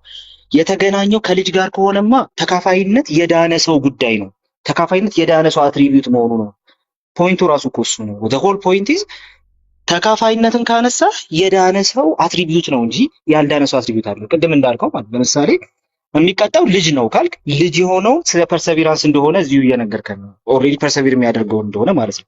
አሁን ጉዳዩ ፐርሰቪር ያደርጋል ወይ ሳያደርግም ሳይሆን ይሄ እዚህ ጥቅስ ላይ የመጣሁት ራሱ ተካፋይነት ግን አንተ ፐርሰቪር ያደርጋል ብለህ በገለጽከው ሲምፕሊ በእግዚአብሔር መንግስት ውስጥ ባለ ሰው አትሪቢዩትነት የተቀመጠ ነው። አይተኸዋል። ስለዚህ አትሪቢዩቱ ለዳነ ሰው ነው። ተካፋይነት አትሪቢዩቱ ሲምፕሊ ለዳነ ልጅ ተብሎ ለሚጠራ ሰው ነው አትሪቢዩቱ። አይተኸዋል። ስለዚህ ዕብራውያን ምዕራፍ 2 ላይ ኮንግሪጌሽን አለ ያልከው አይደለም። ለኮንግሪጌሽን እንዳለ ሊጻፍ ይችላል፣ ግን ደግሞ ጥቅሱ ግን ሲምፕሊ ኮንግሪጌሽን በሙሉ ያልዳነውን በሙሉ የሰማያዊ ጥሪ ተካፋይ ሆናል እያለው አይደለም። ለምን? ምክንያቱም የዚህ ጥሪ ተካፋይ ይሆናችኋልና ቅዱሳን ወንድሞች ያለ ያልዳነ ሰው ሊቀደስ አይችልም። ያልዳነ ሰው ቅዱሳን ተብሎ እንዲነገርለት አይችልም። ስለዚህ ጳውሎስ እያደረገ ያለው ቆይ ቃልዬ ላቋርጥ አንድ ጊዜ። ቅዱሳን ብሎ ሲጽፍላቸው ለቸርች ነው ለማን ነው የተጻፈው? ለቸርች ነው አይደል? አጠቃላይ ይመለከታቸዋል። ኮርሳው በዛው ሂሳብ ነው ምዕራፍ 6 ቅዱሳን ስለሚባሉ በአሰብሽን ደረጃ ቸርች ውስጥ በእግዚአብሔር በደሙ የተዋጁ ቅዱሳን የዳኑ ሰዎች ናቸው። ቸርች ውስጥ ግን ጂኒውን ያልዳነ ሰው ሊኖር አይችልም። ቅዱሳን የሚለው ያልዳነውን አድሬስ ያደርጋል ማለት ቅዱሳን ብለው ያልዳኑ ሰዎች ይጠራል። ቸርች ውስጥ ያልዳነ ሰው ሊኖር ይችላል አይችልም? ቸርች ውስጥ ያልዳነ ሰው ሊኖር ይችላል። ያልዳነውን ሰው ታዲያ ቅዱስ ብለህ ትጠራዋለህ። ኤግዛክትሊ። ቆይ ቸርች ውስጥ ያልዳነ ሰው አለ። ኦኬ። ስለዚህ ቅዱሳን ብሎ ሲጽፍ ጳውሎስ ሌተሩ ለሙሉ ቸርች ነው የሚመለከተው፣ ለቸርቹ ነው የሚጽፈው። ጳውሎስ ማን ይዳን ማን አይዳን ማን ሪጀሬት ያርግ እኮ የሚታወቅ የለም። በፍሬ ሰዎች በሂደት ምናምን ሊያውቁ ይችላሉ። እውነተኛ የዳነውን ደግሞ እግዚአብሔር ነው የሚያውቀው። ስለዚህ ቅዱሳን ብሎ ሲጽፍ ለቸርች ነው፣ ለኮንግሪጌሽን ነው። እዛ ውስጥ ያልዳነ ሰው ሊኖር ይችላል። ልክ እንደዛው ነው ተካፋዮች ብሎ ሲጠራቸው ነሰሰሪ ጠራቸውና ሁሉም ተካፋይ ወይ ደግሞ ሪቦርን ያደረጉ ክርስቲያን ናቸው ብለን አሁን ደግሞ በተራይ ላቋርጥህና ቅዱሳን ያልዳነ ሰው ቅዱስ ተብሎ ይጠራል። ጌሸድ እኮ ነው። ለምሳሌ እኛ ቸርች ወይን እኛ ህብረት እዚህ ያሉትን እኔ ገብቼ ለምሳሌ ሰላም ስል ቅዱሳን ብዬ ጠራቸዋለሁ። ይሄ ቅዱሳን ጉባኤ ነው፣ የዳኑ ክርስቲያኖች ናቸው። ምናልባት ትሩሊ ያልዳነ ሰው አንድ ሰው ሊኖር ይችላል። እንደ ኮንግሪጌሽን ሪፈርስ ቸርች ቅዱሳን ናት። የቅዱሳን የምትላቸው ነው። ቸርች የቅዱሳን በክርስቶስ ኢየሱስ ደም የተዋጁ ፐርሰንና ቸርች መለየት አለብን እዚህ ጋር።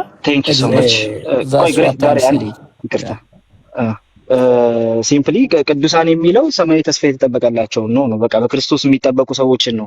እንደ ቸርች ቤተክርስቲያን እኛም በአርሜኒያን ቴዎሎጂም ፐርሴቪክ ታደርጋለች ብለን እናምናለን። እንደ ቸርች እንደ ኮንግሪጌሽን ማለት ነው።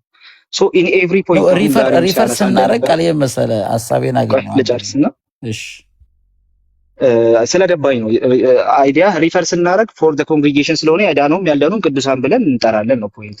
በጣም ትክክል ነው። ግን ያንን የምንለው ኢንማይንድ የያዝነው ነገር ስላለ ነው።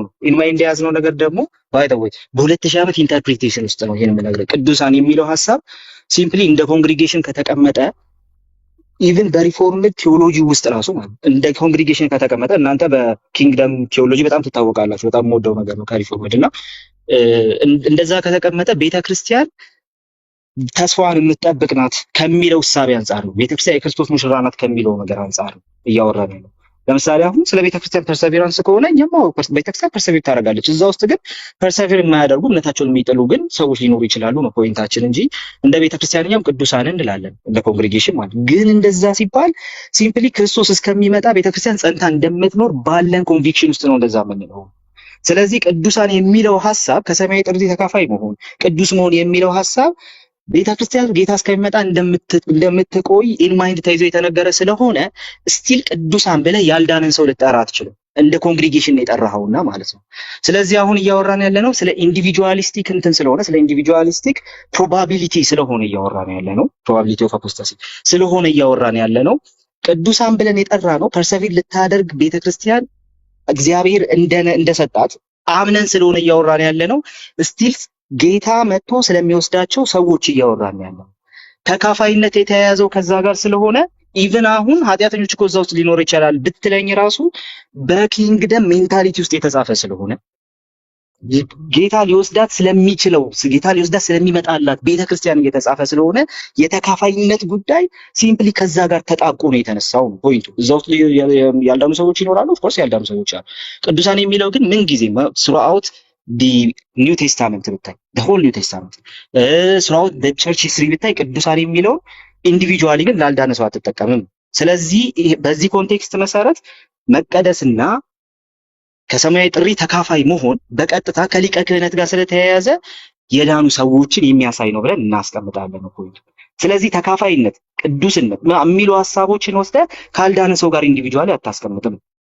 ለዛ ነው ታችም ወርደን ስለ ክርስቶስም የክርስቶስ ተካፋዮች የተባለውን ሐሳብ ስናነሳ ገና ከዛ ቅድም ያነሳው ዕብራውያን ምዕራፍ 12ን ስናነሳ በአጭሩ ላልዳኑ ሰዎች ማድረግ የማንችልበት ምክንያት እሱ ነው፣ የተካፋይነትን ጉዳይ። ሶ the whole point is ተካፋይነት ተነስቶ ያልዳነ ሰው የሆነ ነገር ተካፍሏል ብለን መናገር አንችልም። ቴንክ ዩ። ኦኬ እንዴው ጁሪስት ግን ታፋን ጉዳይ ግሬስ አንዴ እሺ ጁሪስትን እናስተናግደው ወይስ ካንተ ጋር? እሺ እኔ አንድ ጀራ ከሙለታ ጋር ቀጥሎ ግን የኔ ፖይንት ግን ስቲል ቃልዬ የኔ ፖይንት ማረጋገጫ ነበር ያልኩት። ቦርኔጌን ስለመሆናቸው ማረጋገጫ ነው ያልኩት። እሺ ቆየናንተ ሰፋ ስለሚል እኔ አንድ ጥያቄ ጀነራል ጥያቄ ጨርሻለሁ። እኔ በቃ እኔ ማልገባም በቃ እየወጣሁ ነው። አንድ ጀነራል ጥያቄ ልጠይቀው የምፈልገው ቃሌን ምንድነው መሰላችሁ? እንደው ዝም ብሎ አሁን እንትኑን ያው እንግዲህ ግልጽ ነው እሱ በራሱ የሰራው ነገር ይኖራል። ላይክ አሁን ለምሳሌ ስለ እኛ የምንጠቅሳቸው ጥቅሶች ላይ እሱ ምን አይነት መረዳት እንዳለው ቻሌንጅ አሁን ለምሳሌ እኛ ድህነት ይታጣል የሚሉ የሚመስሉ ጥቅሶች ቻሌንጅ የሚያደርጉን ላይ ጥናት እንደምናደርግና እነሱን እንደምናይ ሁሉ እነሱም እግዚአብሔር ለዘላለም ሰዎችን እንደሚያጸና የሚናገሩ ጥቅሶች አሉ። ክሊር የሆኑ ግልጽ የሆኑ ጥቅሶች ማለት እነሱን በተመለከተ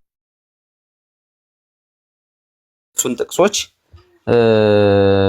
እንግዲህ ራስን የሆነ ጥናት አጥንተህ ከሆነ ሌላ ጊዜ በዛ ዙሪያ በሰፊው እንወያያለን ማለት ነው።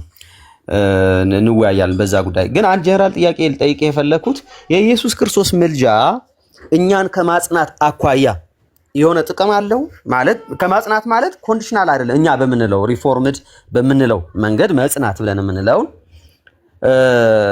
የክርስቶስ ኢየሱስ ምልጃ ጸሎቱ በዮሐንስ 17 የጸለየው ጸሎት ከክፉ ሲል ከራሳችን ከውስጣችን ከሚወጣ ክፋት ከሰይጣን ጭምር ማለት ዲሲቭ ሊያረገን ከሚችል ሊያታልለን ሊሸውደን ከሚችል ከሰይጣን ከክፋት ከሁሉ ነገር ይጠብቃል ወይ?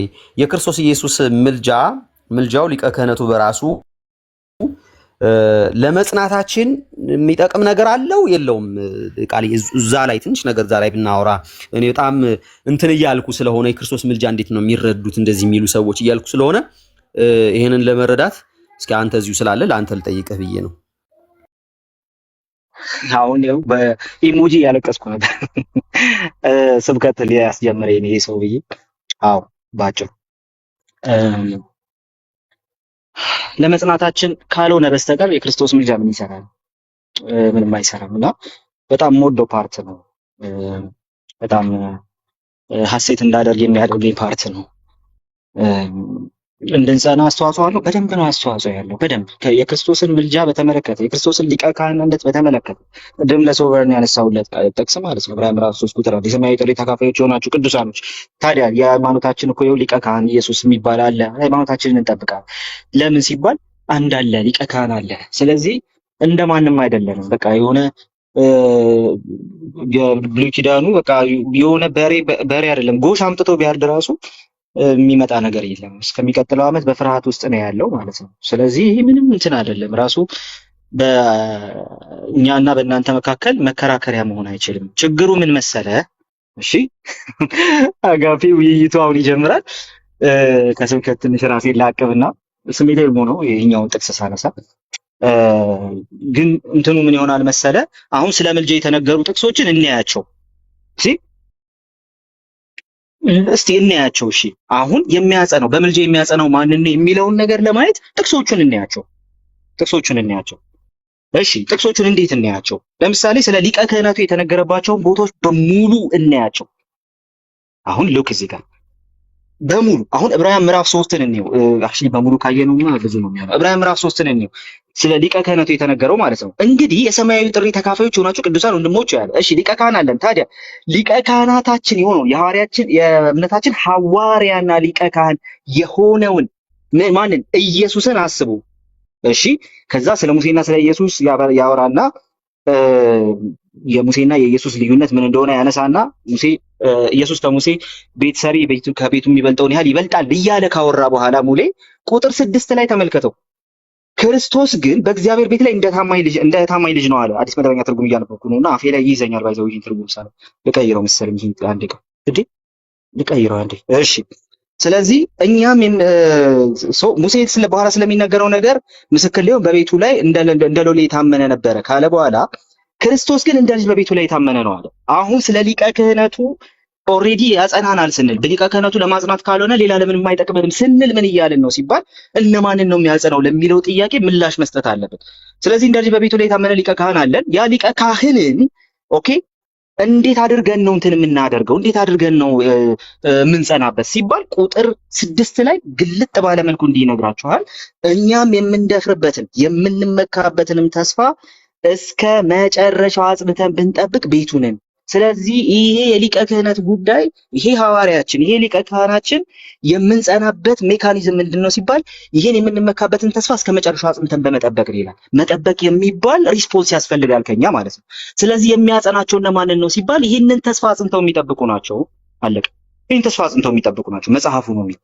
ያጸናናል እንደሚል እንደዛ እነማንን ሲባል ይሄው ቤቱም ይሁን በሱ ሊቀ ክህነት በሱ ሐዋርያነት እንትን የሚያደርጉት ፐርሰቪር የሚያደርጉት እነማን ናቸው ሲባል ኖ እነሱ ተስፋቸውን አጽንተው የሚጠብቁ ናቸው ይላል። ለዚህ ነው ቁጥር 8 እና 9 ላይ ማስጠንቀቂያ አለ። ባይዘው በጣም 5 የማስጠንቀቂያ ሴክሽኖች አሉ። አሁን እንትን አይደለም እሱን ማውራት ኦብጀክቲቭ አይደለም፣ እሱን ብናወራ ደስ ይለኛል። ግን ከነሱ መካከል አንዱ ይሄ ነው።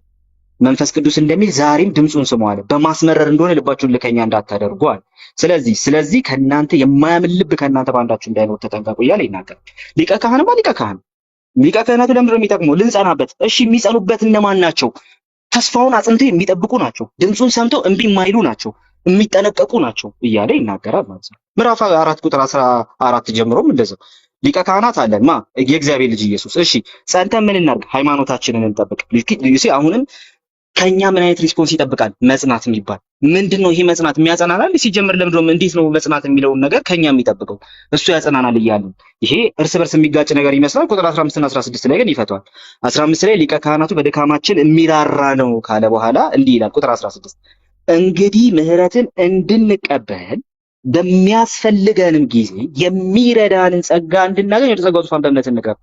ደካማንን ኃጢአተኞችንን ምሕረት የሚያስፈልገንን ጸጋ የሚገባንን ጸጋ የሚያስፈልገንን ምን እናድርግ? ወደሱ እንቅረብ።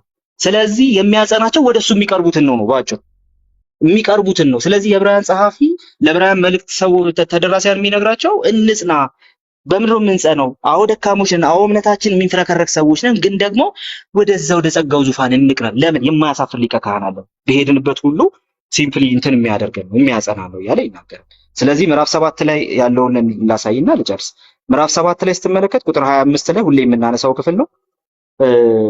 ስለ እነርሱ ሊያማልድ ዘወትር በሕይወቱ ይኖራል። ስለዚህ በሱ ወደ እግዚአብሔር የሚመጡትን ፈጽሞ ሊያድናቸው ይችላል። አዎ ፈጽሞ ሊያድን ፈጽሞ ሊያጸና የሚችል ነው። እነማንን? በእርሱ ወደ እግዚአብሔር የሚመጡትን በክርስቶስ ወደ እግዚአብሔር የሚመጡትን ሰዎች ምን ያስፈልጋቸዋል?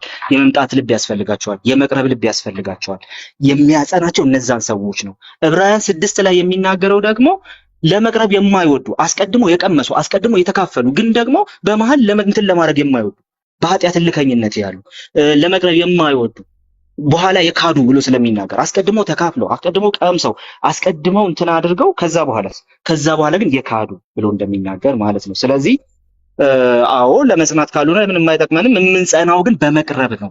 አሁን ደግሞ እያወራን ያለ ነው ፖሲቢሊቲ ኦፍ አፖስታሲ ያለ ስንል ሰዎች ቀርበው ካገኙ ከተካፈሉ በኋላ ግን መልሰው ግን መራቅ የሚችሉበት ፖሲቢሊቲ ልባቸው ላይ አለ እያለ ነው። ስለዚህ ሲምፕሊ እኛና እናንተ የምንከራከርበት ያልሆነ ነገር አለ። ለመጽናት ይጠቅመናል።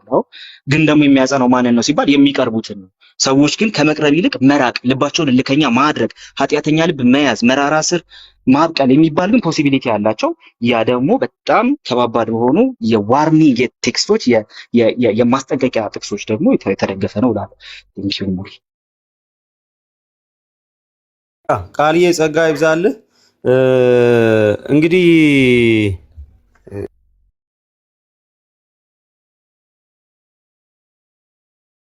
ጸጋ ይብዛልህ ቃሌ። እንግዲህ ልዩ ምንድነው ያ በቃ መጀመሪያ ያልከው ነገር አክቹሊ በጣም ደስ ብሎኛል። ባልከው መንገድ በተወሰነ መንገድ እስማማለሁ። ሙሉ ለሙሉ የኛ ሳቤ ግን ምንድነው የሚለውን ነገር የተወሰነ ነገር ልናገርና ልጨርስ። ከዛ ለወንድሞች ቦታ ስፍራ ልልቀቅ። ለመጽናት ካልሆነ ለሌላ ምንም አይጠቅመንም። ይሄንን እኔ አክቹሊ ከቃሌ ስለሰማው ደስ ብሎኛል። ከቃሌ ስለሰማው ማለት ምን ማለት ነው? ሪፎርምድ ካልሆነ ማለት ነው። ከአንድ የሪፎርምድን ቴዎሎጂን ከማይቀበል ሰው መስማት የገለጸበትን መንገድ እንዳለው ነው። እሱን አቀርበዋለሁ እንዴት እንደገለጸ ማለት ነው። ግን ይሄ ቅድምም ሳወራው ነበር። በቃ የክርስቶስ ኢየሱስ ምልጃ እኛን ለዳነው ነው ምልጃው። አክቹሊ ብዙ ጊዜ ሰዎች እኔ ብዙ ጊዜ ተናግሬያለሁ። ኢየሱስ ክርስቶስን ምልጃ ላልዳነ ሰው አትስበኩ፣ ሜዳ ላይ ወጥተህ ኢየሱስ ክርስቶስ ያማልዳል የሚለው ጥቅስ ለማሰናከልና ለእንትን ለማለት ካልሆነ በስተቀር እሺ ያማልደኛል ብሎ ገና በጌታ በኢየሱስ ሳያምን ያማልደኛል ብሎ ቢያምንም አያማልደውም። ምክንያቱም አማኝ ስላልሆነ እና ይሄ የቤታችን ነው፣ ለኛ ነው። ሊቀ ካህናት የአሮን ክህነት ለአይሁዳውያን ለዛው ላሉ ለእግዚአብሔር ሕዝብ እንጂ ለሌላው አይመለከትም በሚል እንደተናገርኩት ከዚህ ቀደም ማለት ነው። ስለዚህ የክርስቶስ ኢየሱስ ምልጃ ለምንም አይጠቅምም፣ ለምን ካልሆነ በስተቀር ለመጽናት ካልሆነ በስተቀር። ኦፍ ኮርስ አሁን ቃልዬ የተናገረው ነገር ለመጽናት ነው የሚጠቅመው፣ ግን እኛ ራሳችን ለመጽናት ፈልገን ወደሱ ከቀረብን ነው የሚል ነገር አንስቷል። ያንን የተመለከተ የመጽሐፍ ቅዱስ ጥቅስም ጠቅሷል፣ ዕብራውያን አንጻር ማለት ነው።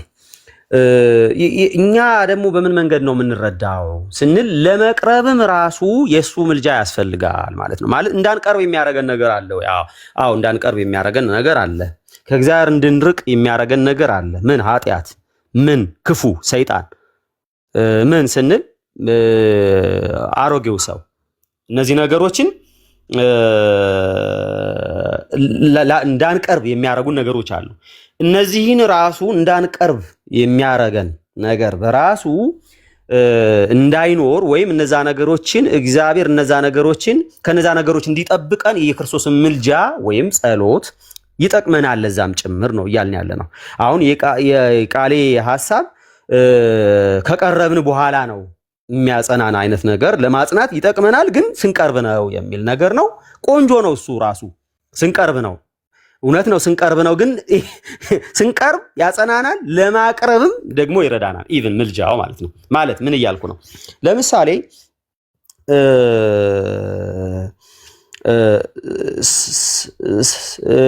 ሰይጣን እንደ ስንዴ ሊያበጥራችሁ ለመን አለ። ሰይጣን እንግዲህ በተደጋጋሚ ብዙ ጊዜ ብያለሁ፣ እኔ እየገረመኝም ጭምር ማለት ነው። ምን እንደሚያደርግ ሰይጣን እንደሚለምን እና ለመነ። ምን ለማድረግ ነው የሞከረው? ላበጥራቸው ማለት እምነታቸውን ልፈትነው ነው። እምነት ከተፈተነ ምን ሊሆን እንደሚችል የታወቀ ነው። እምነት ከተፈተነ በግላችን ዝም ብሎ እግዚአብሔር ትቶን በራሳችን ቆመን ከተፈተን ልንወድቅ እንደምንችል ወይም እምነታችን ልንተው እንደምንችል እምነታችን ልንጥል እንደምንችል እምነታችን ሊጠፋ እንደሚችል ምንም ጥያቄ የለውም። ይሄ ማሳያ የጴጥሮስ ማሳያ ነው እና ሰይጣን ደስ እንዲል ያበጥራችሁ ለምን አለ። ግን እኔ ግን ስለ አንተ ስምዖን ሆይ ብሎ ነው ስለ አንተ እምነትህ እንዳይጠፋ ማለድኩ። ብዙ ጊዜ ሰው የሚያወራው የጴጥሮስ ንስሐ መግባት እንጂ ማለት የጴጥሮስ እምነት አለመጥፋት ከራሱ እንደሆነ አድርጎ ነው ብዙ ሰው የሚያወራው ማለት ነው። በጣም በሚያሳዝን ሁኔታ ግን እንደዛ አይደለም። ብዙ ሰው የጴጥሮስ ይሁዳ ግን ንስሐ አልገባም። ጴጥሮስ አክቹሊ ይሁዳ መጀመሪያም አማኝ አልነበረም። እሱን ተው፣ ጴጥሮስ ንስሐ ገባ ይላል። ሲጀመር ግን ጌታ ኢየሱስ ክርስቶስ እምነት እንዳይጠፋ እኔ ማለድኩኝ አለ። ግልጽ የክርስቶስ ምልጃ ሰዎች እምነታቸው እንዳይጠፉም እንደሚያደርግ ጴጥሮስ ምስክር ነው። ስለዚህ ጠብቄያቸዋለሁ አለ። ምን እንዳይሆኑ ነው የጠበቃቸው? ምናልባትም ስለቀረቡ ነው የጠበቅኳቸው ብቻ አይደለም። ወደ እኔ ስለቀረቡ እኔ ጠበቅኳቸው ብቻ አይደለም። ሊርቁ በፈለጉም ጊዜ ጠበቅኳቸው ነው። እምነታቸው ሊጠፋ ባለ ጊዜም ጠበቅኳቸው ነው።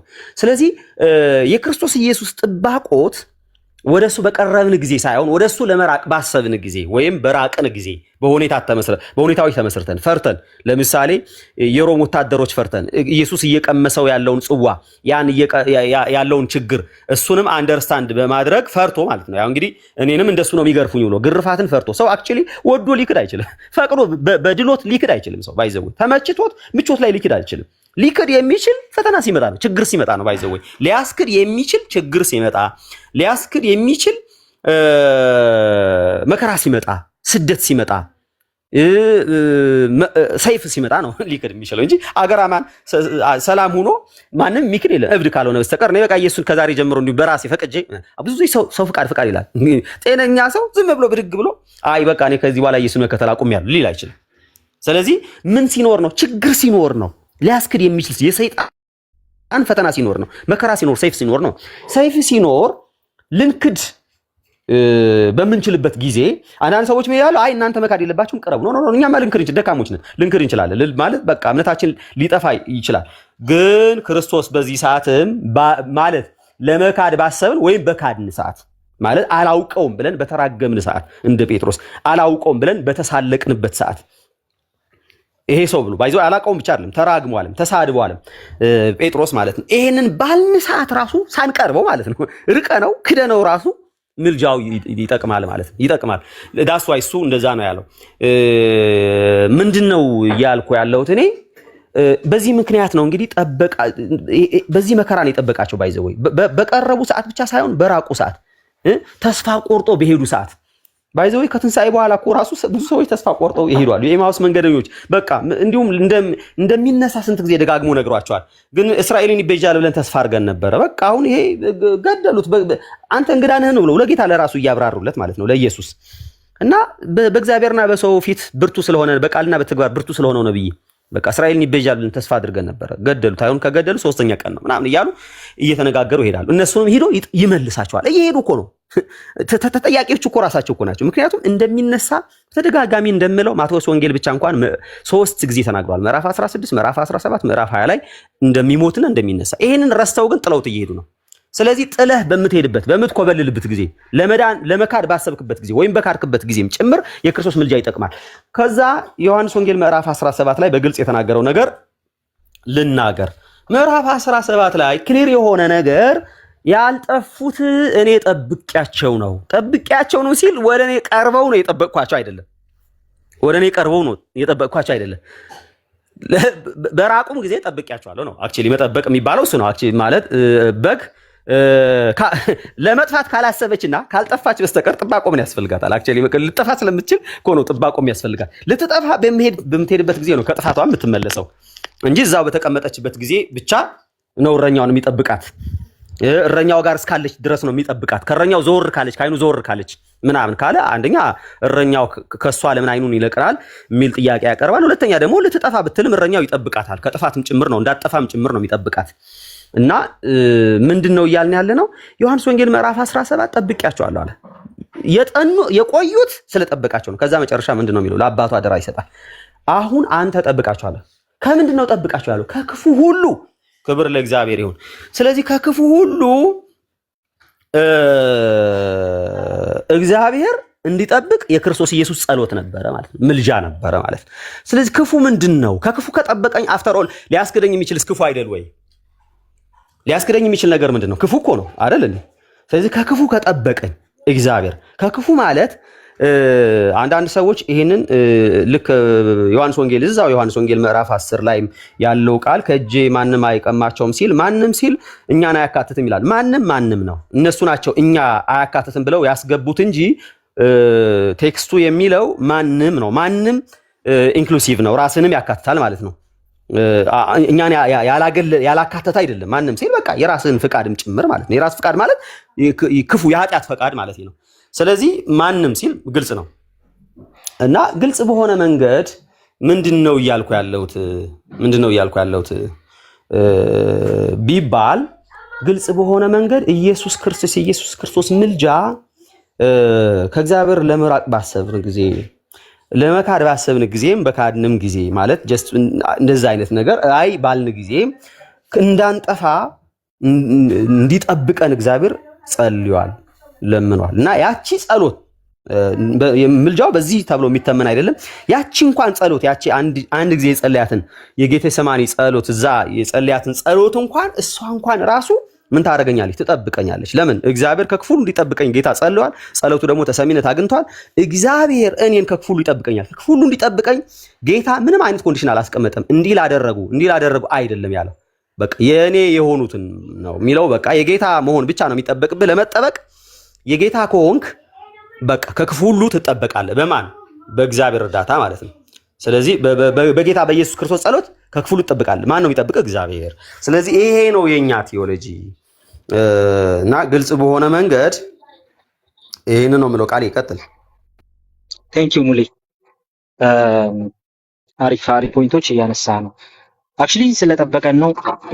አሁንም እስማማለሁ፣ ስለጠበቀን ነው። አፍተር ኦል መጨረሻ ላይ ሰማይ ቤት ስንገናኝ ተጠብቀን ነው የምንለው። የእግዚአብሔር ጥበቃ ነው የምንለው እንጂ የኛ ችሎታ ነው አንልም። በዛ መንገድ አናስቀምጥም። you are truly right። ስለዚህ በዛ መልኩ ነው የምናደርገው፣ በዛ መልኩ ነው የምንወስደው። at the same time አሁን ይሄ ጥበቃ ግን ከኋላው ብዙ ነገሮች አሉት ነው ፖይንቱ፣ እሱ ነው። ስለዚህ ጥበቃው የእግዚአብሔር ነው። እግዚአብሔር የሚጠብቃቸው ሰዎች እንትን አያደርጉም፣ እንደው ይጸናሉ የሚለው ሐሳብ ብዙ እንትን የሚያደርገናል። ፖይንቱ ምንድነው?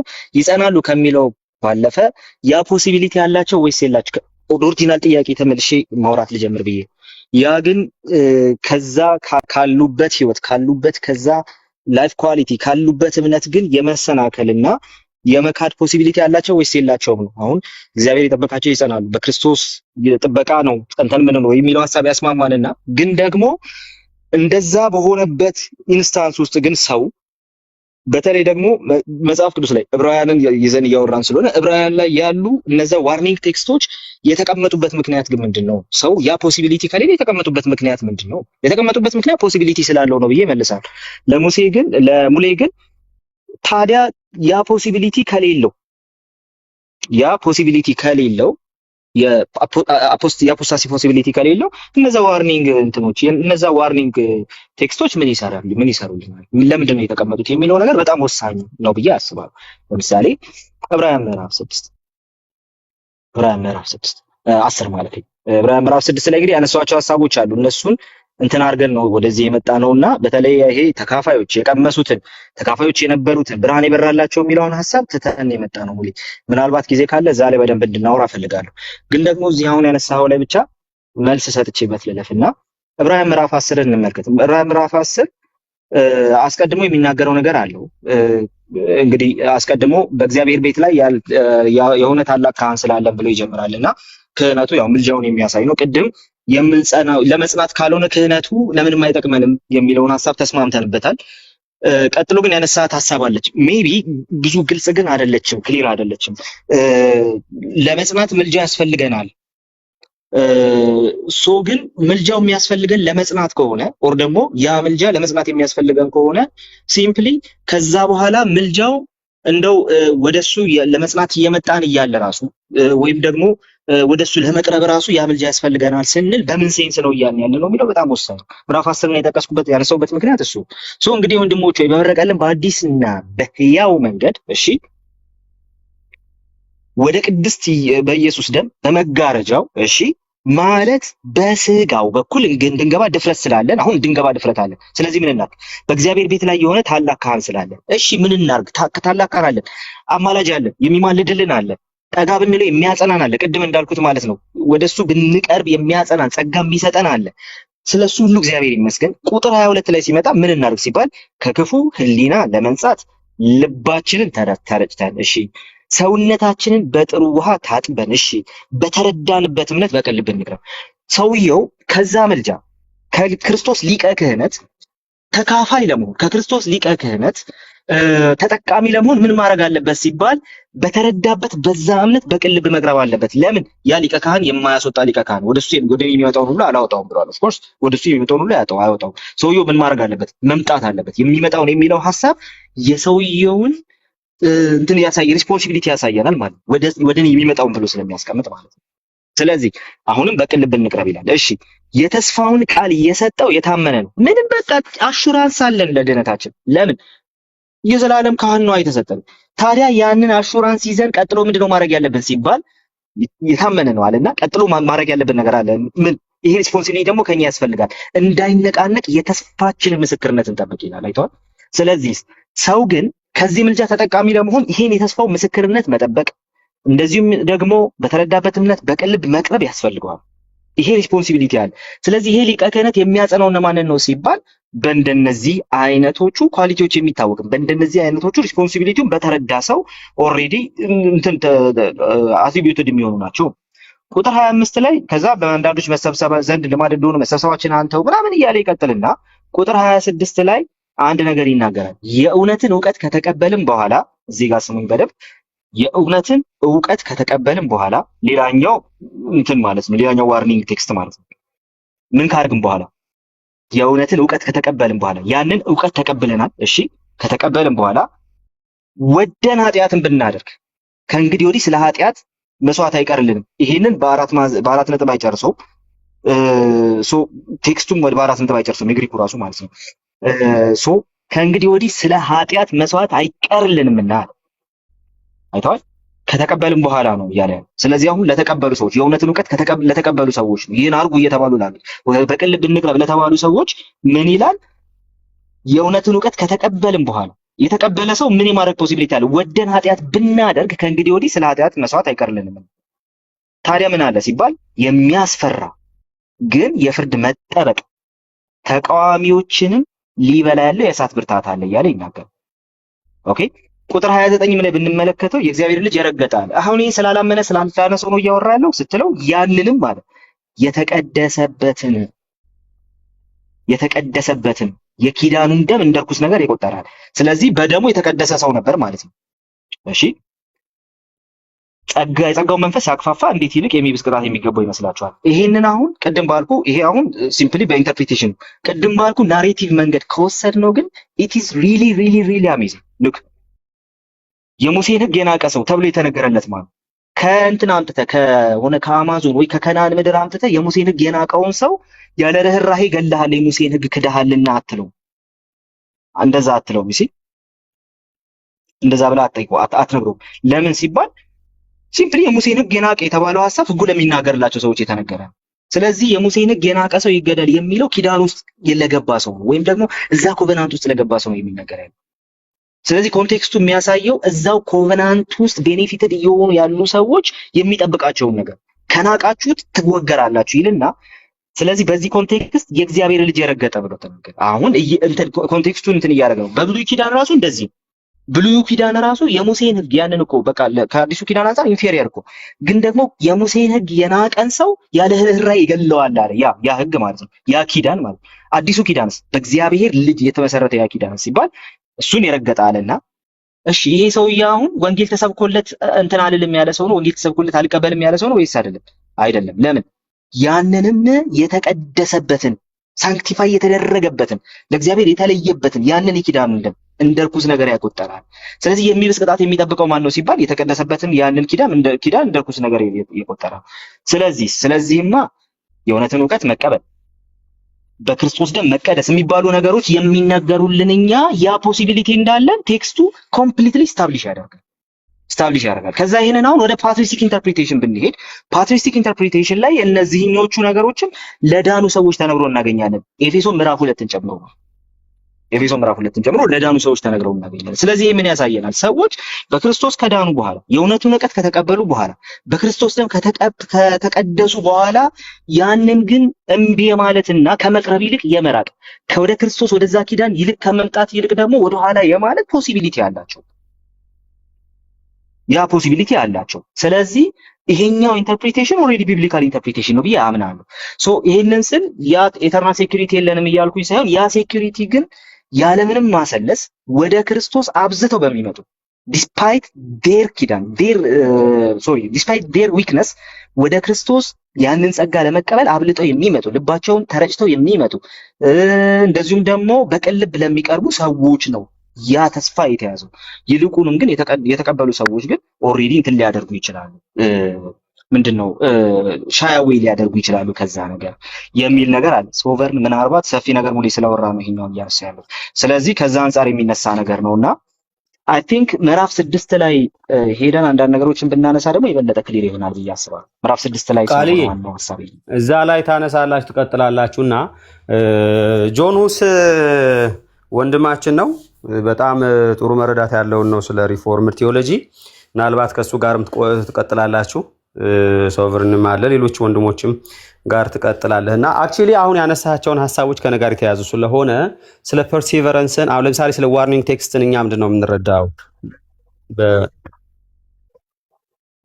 ቤት ራሱ ሚታርክ ነው አርገሽ የማን ነው የሚያስተጋባው? ከማን ነው የሚመጣው?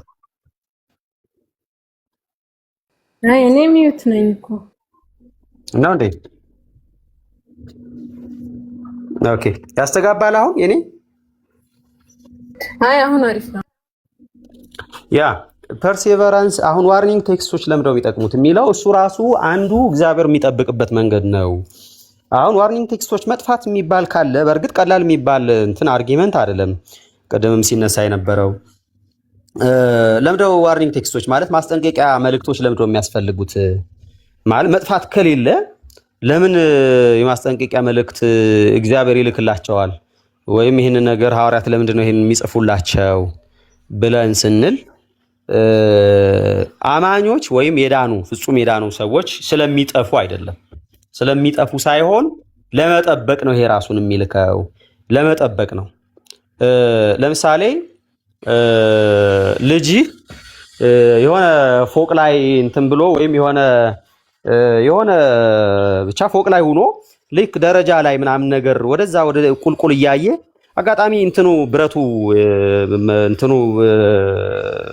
እንትኑ ላይ ያለውን ብረት ሊገነጠልና ሊወድቅ እንደሆነ ካሰብክ ትወድቃለህ፣ ወድቀህ ትሞታለህ ብለን እንነግረዋለን።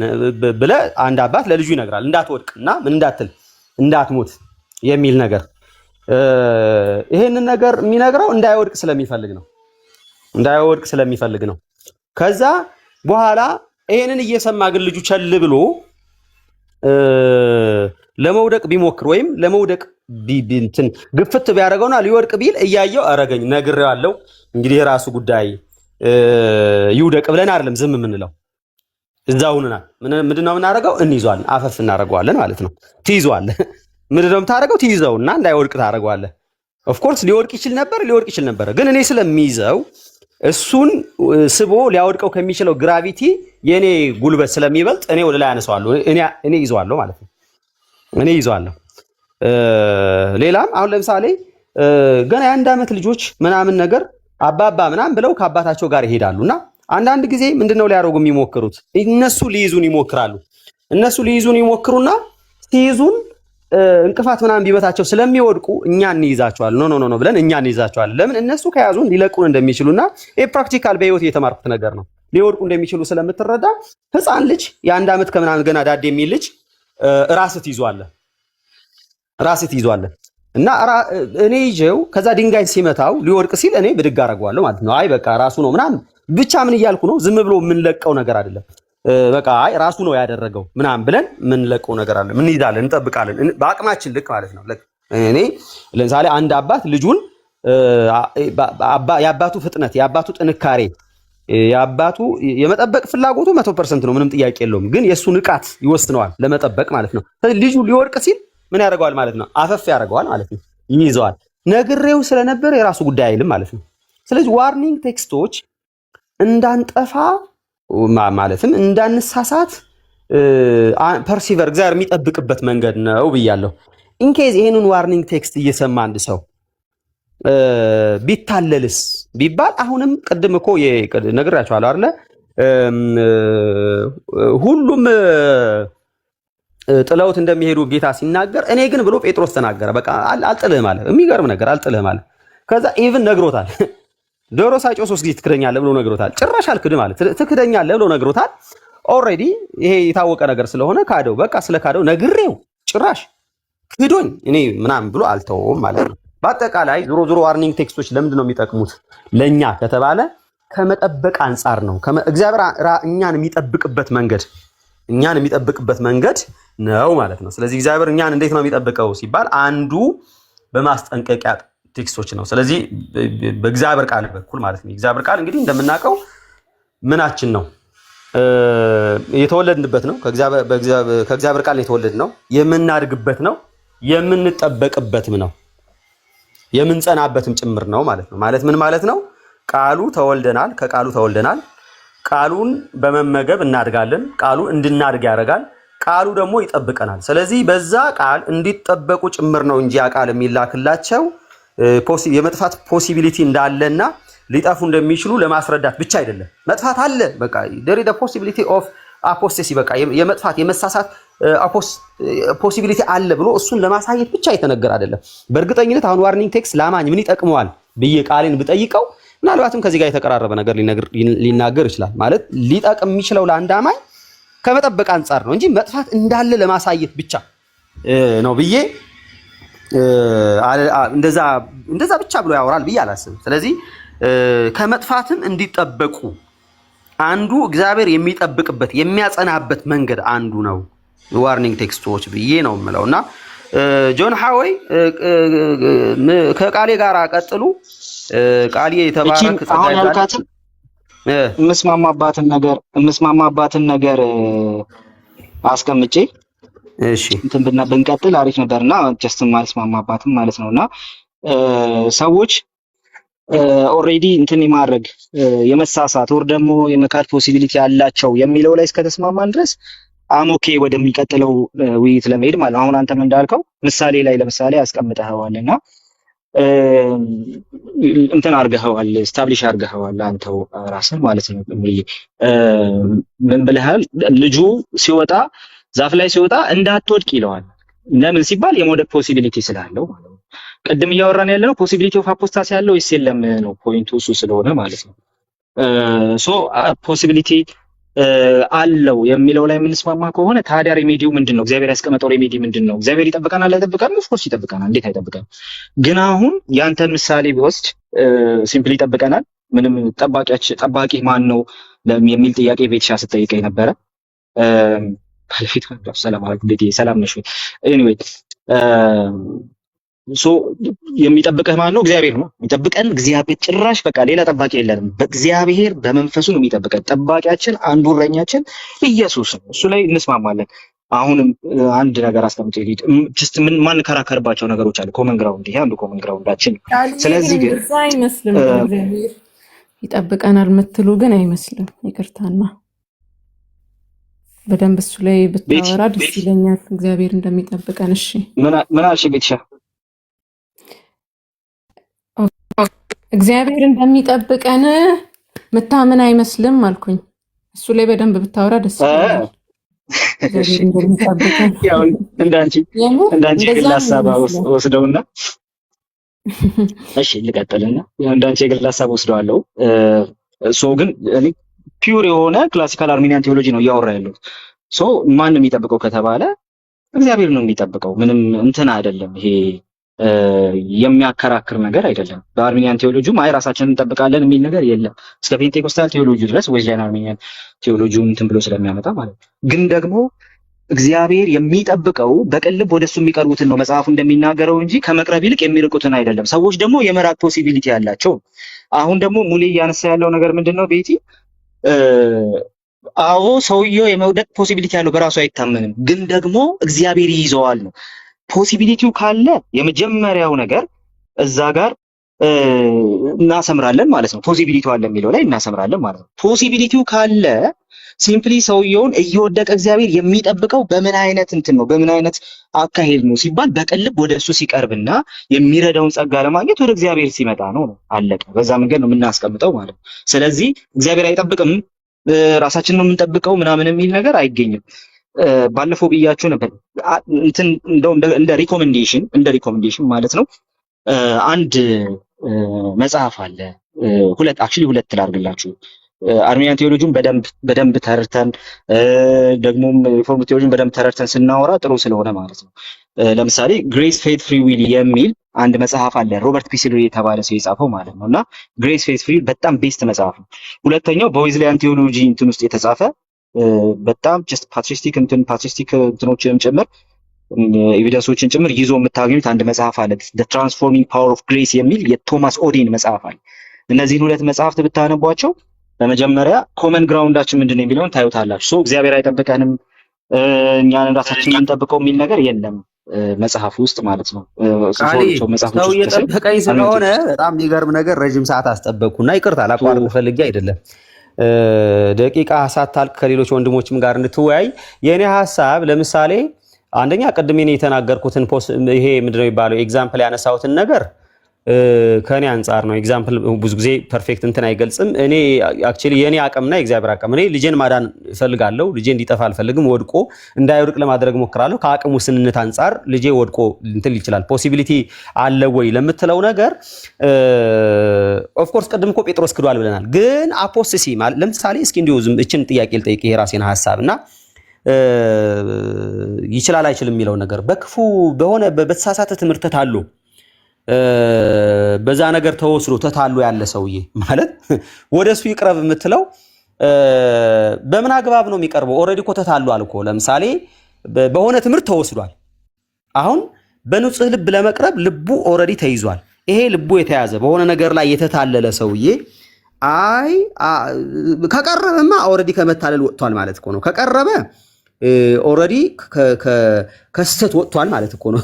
ኦሬዲ ወይ ወደ አፖስሲ እንዳይሄድ አልሄድም ማለት ነው። ከሄደ ግን ተታሎ ጆባ ዊትነስ የሆነ ሰውዬ ተታሎ ወይ ጆባ ዊትነስ ምልከታ ልቡ ላይ ምናምን ነገር ብቅ ያለበት እንዴ ኢየሱስ ፍጡር ይሆን እንዴ ምናምን ብሎ የፈራ ሰውዬ ይሄንን ሰው በምን አገባብ በፍጡርነት አገባብ ወደሱ ቢቀርብ በትክክለኛ ባልሆነ ቴዎሎጂ ቢቀርብ እንዴት ስንት ሊያደርገው ይችላል? ወይም በኃጢአትም ከሆነ ብቻ ልቡ የተመታ የደከመ መቅረብ የማይችል ማለት ማለት ለምሳሌ አሁን አንድ ሰው እንዴት መሰለ እየተረዳሁት ያለሁት አሁን በጣም ይቅርታ አድርግልኝና አንድ ዶክተር ለምሳሌ ሆስፒታል አለ ዶክተርየው ሰውየው ቤቱ ታሞ በጣም በጠና ታሟል። መታከም ይፈልጋል፣ መዳን ይፈልጋል። ኦኬ በጣም ቆንጆ መዳን ይፈልጋል፣ መታከም ይፈልጋል። ግን ደግሞ ወደ ሕክምናው መሄድ አይችልም። ስለዚህ ወደ ሕክምናው እስካልሄደ ድረስ ወደ ሆስፒታሉ እስካልሄደ ድረስ ከሄደ ሐኪሙ ይረዳዋል። እስካልሄደ ድረስ ግን አይረዳውም ብለን ካል እንዴት ይሄድ ሰውየው ነው የኔ ጥያቄ። እንዴት ይሄድ ሰውየው እንዲመጣ እስካላደረገው እሱ ወይም ላይክ አምቡላንስ እንደመላክ ማለት ነው። አምቡላንስ ተልኮ ካልወሰደው ራሱ መንቀሳቀስ ካልቻለ መምጣት ካልቻለ እንዴት ነው ይሄንን ሰውዬ ማለት የተያዘ በልብ የተያዘ ሰው ወይም ወደ ስተት እየሄደ ያለ ሰውዬ ወይም በሆነ ኃጢአት በሆነ ነገር ላይ ያለ ሰው እንዴት ነው ወደዛ መሄድ የሚችለውስ የሚለውን ነገር እሱን ብታስረዳኝ። እሺ ጉድ ኤግዛምፕል ኢን ፌቨር ኦፍ ሚ ያልኩኝ ነበረ እና ያ በምን ይምጣ እሱ በጣም ሲሪየስ ጉዳይ ነው። ጥቅሶቹም በተለይ ዋርኒንግ ቴክስቶቹም ደግሞ እንትን የሚያደርጉት አድሬስ የሚያደርጉት እነዚህን ነው። ቃል ከዚህ ጋር እንድትመልስልኝ ስለምፈልግ ነው። ተቀራራቢ ስለ እንትን እንዳይጠፋብኝ ዳይሬክት ለሱ ከመለስኩ በኋላ ብትመጪ እሺ ተቀራራቢ ነው። አንድ ላይ ተመልሰዋል። በጎቼ ድምፄን ይሰማሉ ብሏል አይደል? እነዚህ የሚጠፉ ራሱ ድምፁን መስማት አይችሉም ወይ? አይፈልጋቸውም ወይ? አያመጣቸውም ወይ? ከእግዚአብሔር ራሱ አንግልሽ ጋረኛው። እሺ ጨረሽ? አክቹሊ በቀደም አንስቼው ነበር እሱን ነገር ቀጥላ ጨርሰሻል? አዎ ጨርሻለሁ። አንድ ላይ እሺ አዎ ጨርሻለሁ። እሺ እየዘገየ ነው ደሰኝ ድምጽ የሚመጣው። ከምሳሌው ጋር ልነሳና የሙሌ ኦፍ ኮርስ አምቡላንሱ ሲመጣ ግን ሰውየው አይ አምቡላንሱ ሳይሆን ደማከሴ ጭመቁልኝ ማለት ግን የለበትም። በቃ ታማሚ መሆኑን የእግዚአብሔር እርዳታ ካልደረሰለት በስተቀር ኦር በምሳሌ ውስጥ የአምቡላንሱ እርዳታ ካልደረሰለት በስተቀር በጭራሽ ሊድን የማይችል መሆኑን ተገንዝቦ ሰብሚት ማድረግ አለበት። ለዛ ሲስተም ለአምቡላንሱ ሲስተም ሰብሚት ማድረግ አለበት ነው። በቃ መታመሙን አንዴ ከተስማማን ፖሲብል እንደሆነ ከተስማማን ሰብሚት ማድረግ መቻል አለበት። ባንተው ሎጂክ ውስጥ ስንመጣ ማለት ነው እንጂ አይ በደማከሴ ነው እንጂ አምቡላንሱ ተመልሶ ይሄድ ምናምን ቢል ነገሮች እንትን ይወሳሰባሉ እንጂ የሚመጣ ነገር የለም። ዛት ወይ በቀልብ እንቅረብ የሚለው ሐሳብ የመጣበት ምክንያት እሱ ነው። አለመቅረብ የሚባል ነገር ስላለ ነው። ምዕራፍ 6 ላይ እንደምናየው ምዕራፍ 10 ወረድ ስትል ቁጥር 26 እስከ 9 ድረስ እንደምናየው አለመቅረብ የሚባል ነገር አለ። አክቹሊ ሌሎች ጥቅሶች ዕብራውያንን ብቻ ይዤ እያወራሁ ስለሆነ ነው እንጂ ለጀስት ለኮንስትራክሽኑ እንዲመቸንና እዛ ይላል ማለት እንጂ ወደ እንትን ብንሄድ ወደ ሌሎቹ ቴክስቶች ብንሄድ ለምሳሌ ወደ ጴጥሮስ መልእክት ብንመጣ ለምሳሌ አሁን ያልከውን ነገር እንትን ያደርገናል። የዋጃቸውን ጌታ እንኳን ክደው ብሎ ማለት ስለዚህ ሐሰተኞች ነቢያት ሐሰተኞች የሆኑ ምናምን የሚላቸው እነማን ነው ሲባል የዋጃቸውን ጌታ እንኳን ክደው የሚፈጥን ጥፋት በራሳቸው የሚስቡና የሚያመጡ ናቸው እያለ ይናገራል። ሁለተኛ ጴጥሮስ ምዕራፍ 2 ቁጥር 1 ላይ ማለት ነው። ስለዚህ ቁጥር 2 ላይ ማለት ነው 1 እና 2 ሐሰተኛ አስተማሪዎች ይሆናሉ ብሎ እነማ ሲባል የዋጃቸውን ጌታ እንኳን ክደው የማይረባ ነገር ውስጥ የሚገቡ ሰዎችን ያመጣል። ስለዚህማ በቅልብ መቅረብ የሚባል ነገር አለ። የእግዚአብሔር እርዳታ ሁልጊዜም ኦንላይን ነው፣ ምንም እንትን የለም። ግን ደግሞ ያ ሰውዬ ከመራቅ ይልቅ መቅረብ አለበት ስንል እሱ ነው። ለምሳሌ በታሪክ ውስጥ ስለ ሐሰተኛ ትምህርት ስለተጠመደ ሰው ስላነሳ በታሪክ ውስጥ ለምሳሌ እንትን እናደርጋለን፣ ያንን እናያለን። ስለዚህ እግዚአብሔር ሁልጊዜም ቢሆን እነዛ ሰዎች ይሰባቸዋል። ለምሳሌ ተርቱሊያን አጌንስት ፕራክሲያስ የተባለ አንድ ጽሑፍ አለው አይደል? አጌንስት ፕራክሲያስ ኦልሬዲ ለፕራክሲያስ የተጻፈ ነውና ቸርች ሂስትሪ ስትመለከት ፕራክሲያስ መልሶ ንስሐ የገባ ሰው ነው፣ ግን ደግሞ ሰባሊያን የሆነ ሄረሲ ውስጥ የገባ ሰው ነበር። ሰዎች ሄረሲ ውስጥ ገብተው ተመልሰው በቸርች ሂስትሪ ውስጥ እናያለን። የሐሰተኛ ትምህርት ውስጥ ገብተው ግን ደግሞ ያንን የእግዚአብሔርን ጥሪ ኦልሬዲ ችላ ባለማለታቸው ምክንያት ሲመለሱ ታያለ። ቤተክርስቲያን ታሪክ ውስጥ ፕራክሲያስን ብቻ አይደለም፣ አንድ ሶስት መጥቀስ እችላለሁ። እነዚህ ሰዎች ትመለከታቸዋለህ ከዳኑ በኋላ ያስተማሩ ባሉበት ስተው መልሰው ደግሞ የሆነ ነገር ውስጥ ገብተው እያለ ደግሞ ተገስጾ የተመለሱ ትመለከታለህ። ግን ደግሞ አደሰም ታይ ያልተመለሱም ትመለከታለህ። በሁለቱ መካከል ያለው ልዩነት ምንድነው? በሁለቱ መካከል ያለው ልዩነት በቅልብ የመቅረብና ምዕራፍ 6 ላይ እንደተቀመጠው ደግሞ ከቀመሱ በኋላ ደግሞ የመካድ ጉዳይ፣ ልብን የማደንደን ልባችሁን ልከኛ ታድርጉ የሚለው ነገር ኦልሬዲ ለነሱ እንትን አልነበረምና ማለት ነው። በሁለቱ መካከል ያለው ልዩነት ይሄ ነው። ሁለቱም ሰምተዋል፣ ሁለቱም ድነዋል። ዕብራውያን መጽሐፍ ላይ ጴጥሮስ ላይ እንደምናየው ማለት ነው። ሁለቱም የዘላለም ሕይወት አግኝተዋል፣ ተዋጅተዋል። መዋጀት የሚለው ሐሳብ ሲምፕሊ ለዳነ ሰው የሚቀጸር ነው። ስለዚህ እነዚህ በሙሉ ምን መደረግ አለባቸው? እነዚህ በሙሉ በቅልብ መቅረብ መቻል አለባቸው። እግዚአብሔር ሁልጊዜም ቢሆን የሚያደርገው ምንድነው? እግዚአብሔር በእኛ እንደሚማለድ ብሎ ጳውሎስ እንደተናገረው ሁልጊዜም ቢሆን ለዛ ለእግዚአብሔር ጥሪ ራሳቸውን መስጠት አለባቸው ነው ፖይንቱ። ያ ፋካሊቲ አለን እኛ ሰዎች፣ ይህን እናንተም አትክዱትም። ያ ፋካሊቲ አለን፣ ወይም ደግሞ ያ ሰምተን የመቀበልና ሪጀክት የማድረግ ፋካሊቲ እግዚአብሔር አልነጠቀንም። ስላልነጠቀን ስላለ ኢንታክት ስለሆነ እሱ ሰው በሰማበት ቅጽበት አመዛዝኖ የሚመለስበትን ወይም ደግሞ ትቶ የሚሄድበትን ያንን እድል እግዚአብሔር ሰጥቶታል። ዳትስ ዋይ እነዚህ የማስጠንቀቂያ መልእክቶች በሙሉ ያሉበት ምክንያትም እሱ ነው። ወደን ኃጢአትን ብናደርግ ብሎ ሲናገርም እሱ ነው። አክቹሊ ፓትሪስቲክ ኮቴሽኖችም ከዚህ ከኔ ሐሳብ ጋር ይስማማሉ። በኋላ ላይ የምናየው ይሆናል አስፈላጊ ከሆነ። ኦኬ ቃሌ ጥሩ። ግን እኔ አሁን ቅድም በደማካሴ ምናምን ያልከው ነገር አስቆኛልም። በትክክል ደግሞ ያው እንድትረዳኝ ደግሜ ልንገርህና ለምሳሌ ሰው መኪና አደጋ ደርሶት ኦልሬዲ ራሱን ሊስት ይችላል፣ ወይ ሰውየው የታመመው ራሱን ችሎ ሊሆን ይችላል። አሁን እሱን አንቅተህ ቀስቅሰህ በቃ ኦልሬዲ ራሱን ስቷል፣ ፈረስት ኤድም ሰጥተህ ምናምንም ከዛ በኋላ ከነቃ በኋላ እንዴት ነው ሕክምና ትፈልጋለህ አይባልም። ወይ ደግሞ አይ እሱ እስካልጠራን ድረስ አንሄድም አናክምም። መንግስት ራሱ እንደዛ አይልም። አክቹሊ አደጋ የደረሰው ሰው ሕክምና እንደሚያስፈልገው ይታወቃል። የሱ ፍቃድ አይደለም የሚጠየቀው። በቃ ቀጥታ ወደ ሕክምና ነው የሚወሰደው እንጂ ይሄ ሰው መታከም ባይፈልግ አይነት ነገር የሚል ሎጂክ ወይም እሱ ራሱ ወደ ሕክምናው መሄድ በቃ አለበት አይነት ነገር የሚልን ምልከታ አይኖረንም። አሁን ምንድነው እያልኩ ያለሁት ይቅርታ ስላቋርጥህ አይደለም፣ ግን ይሄማ ከመጽሐፉ ሀሳብ ጋር ይሄኛው ምሳሌ ሲምፕሊ አንኮንሽስ ከሆነማ እኛ እኮ ለኃጢአትም አንኮንሽስ አይደለም እኮ እና ለንስሐም አንኮንሽስ አይደለም እኮ። ጀስት እነ ካልቪንም ለሚያስቀምጡት እግዚአብሔር የሰጠው ትልቁ ስጦታ ንስሐ ነው ይላል። ስለዚህ አፖስቶስ ያውቁ አሁን ለምሳሌ እሺ ጨርስ ሶሪ እሺ እግዚአብሔር የሰጠው ትልቁ ንስሐ ስጦታ ለሰው ልጅ ይላል አይደል? ኢንስቲትዩት ስለ ካልቪንም ንስሐ ነው ብሎ ያስቀምጣልና የተመረጡ ሰዎች ብሎ ያስቀምጣል። እሱ ግን አስቀድሞ የተመረጡ ሰዎች ስለሆኑ የተመረጡ ሰዎች በንስሐ በመግባታቸው ይታወቃሉ ነው የነ ካልቪን ድምዳሜም እሱ ነው። ኮንሺየስ ነን እኮ አሁን ምሳሌው አንኮንሺየስ ነው which means እንትን ነው የሚሆነው፣ ይሄ ፎልስ አናሎጂ ነው የሚሆነው። ምክንያቱም እያወራን ያለነው መጽሐፉ የሚሰጠው ትእዛዝ በቅን ልብ እንቅረብ ብሎ ነው። እሺ እንቅረብ ከተባለ ሰውየው እንዲቀርብ ጭምር ኤግዞርት እየተደረገ ነው። ኤግዞርት እየተደረገ ነው ያለው which means ያ የሚረዳ ጸጋ እንዳለ ጭምር። ነገር ግን ሰው ከዳነ በኋላም ከዛ ከሚረዳው ጸጋ ጋር ሁልጊዜም ቢሆን በእምነት ኮኦፕሬት ማድረግ አለበት ነው ፖይንቱ ራሱ ማለት። ስለዚህ አንኮንሽስ አይደለም፣ ኃጢአት ስንሰራ አንኮንሽስ አይደለንም። እንደዚሁም ደግሞ ወደ ተሳሳተ ትምህርት ስንሄድ አንኮንሽስ አይደለንም።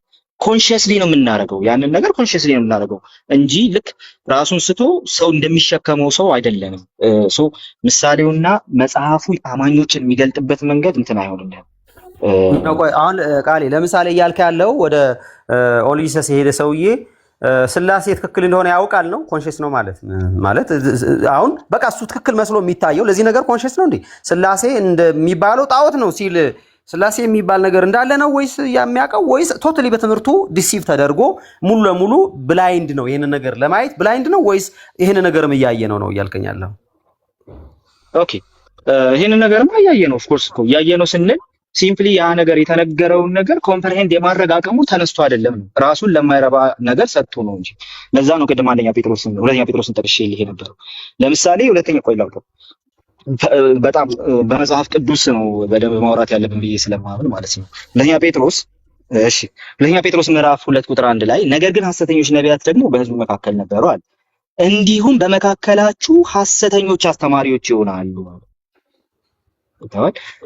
በመካከላችሁ ሐሰተኞች አስተማሪዎች ይሆናሉ አለና እንደዚህ አለ፣ እነርሱም የዋጃቸውን ጌታ እንኳ ክደው የሚፈጥንን ጥፋት በራሳቸው ላይ የሳቡ የሚያጠፋ ኑፋቄን አሽሉከው ያገባሉ። ብዙዎች በመዳራታቸው ይከተሏቸዋል እያለ ቁጥር 3 ላይ ስትመጣ ገንዘብን በመመኘት በተፈጠረ ነገር ይለውባቸዋል አይተዋል። ስለዚህ ፍርዳቸው አይዘገይም እያለ ከዛ ይናገራል። ምንድነው ፖይንቱ እዚህ ጋር? ሐሰተኞች አስተማሪዎች እንዴት ነው ሐሰተኛ ተብለው የሚመጡበት ሜካኒዝም እንዴት ነው ሲባል፣ አንደኛ የዋጃቸውን ጌታ መካድ ነው። ዋጅቷቸዋል። እሺ የተዋጀ ይክዳል ነው ፖይንቱ። መጀመሪያ ፖይንቴን ሙሉ በሙሉ አስመረያለሁ። የተዋጀ ይክዳል፣ የዋጃቸውን ጌታ ይክዳሉ ይላል። ከዛ ደግሞ የዋጃቸውን ጌታ ክደው የሚፈጥርን ጥፋት በራሳቸው ላይ እየሳቡ ኑፋቄን አሽሉከው ያገባሉ። ስለዚህ ምንድነው ይሄንን ያመጣባቸው ሲባል ገንዘብ መመኘት የሚባል የማይረባ የተፈጠረ ነገር ምናምን እንደነዛ አይነት ነገሮችን መመኘታቸው ነው ያንን ያደረገው እንጂ ለሚያደርጉት ነገር በቃ አንኮንሺየስ ናቸው እኮ ምንም አያውቁም እኮ አይደለም ፖይንቱ፣ አውቀው ነው። ለዛ ነው ወደን ኃጢአትን ብናደርግ ለኃጢአት መስዋዕት አይቀርልንም የሚለው ማለት ነው። ዛትስ ዋይ አሁን በጀስት ሪፎርምድ ቴዎሎጂው ላይ መመለስ አለበት ብዬ የማስበው ጥያቄ ያለው እዚህ ጋር ነው። በመጀመሪያ ደረጃ እኮ እነዚህን ሰዎች ወደን ብሎ ስለ ኃጢአት ተናግሯል። ስለ ሐሰተኛ ትምህርትና ስለ ሐሰተኛ ነብይነት ደግሞ ገንዘብን መመኘት የሚባል ነገር ሰዎችን ይዟቸው ነው ብሎ አስቀምጧል። አይተዋል። ግን ተዋጅተው ነው እየካዱ ያሉት ነው። ስለዚህ the whole point is እንደዚህና አንኮንሺየስ ናቸው። በቃ ለምንም ነገር አንኮንሺየስ ናቸው ልንል አንችልም። ኃላፊነት እንዳለባቸው ነው የሚጠየቁት ራሱ። ለምን ሲባል ኑፋቄ ያስገብታቸዋል፣ ገንዘብ ተመኝታቸዋል፣ ወዳቸው ኃጢአት አድርጋቸዋል። ይሄ ሁሉ የኮንሺየስ ማይንድ አትሪቢዩት ነው እንጂ የአንኮንሺየስ ማይንድ አትሪቢዩት አይደለም።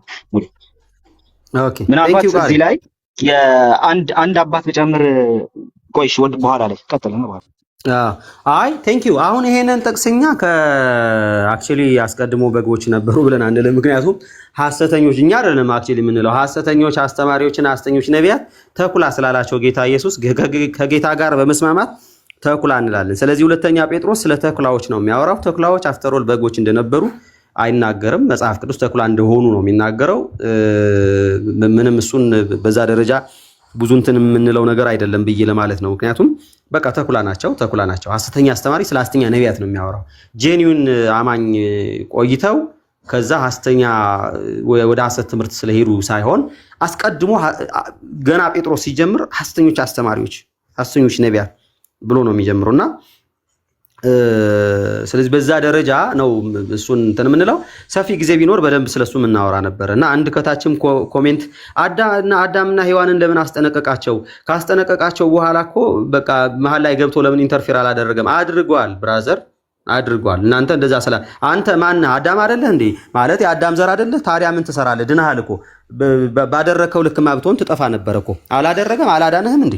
እኔ በጣም ነው የሚገርመኝ። ማለት ድኖ ልክ ራሱ እንደዳነ ያስበዋል። አርጎ ኢንተርፌር ስላደረገ እኮ ነው። አዳም አደረገ።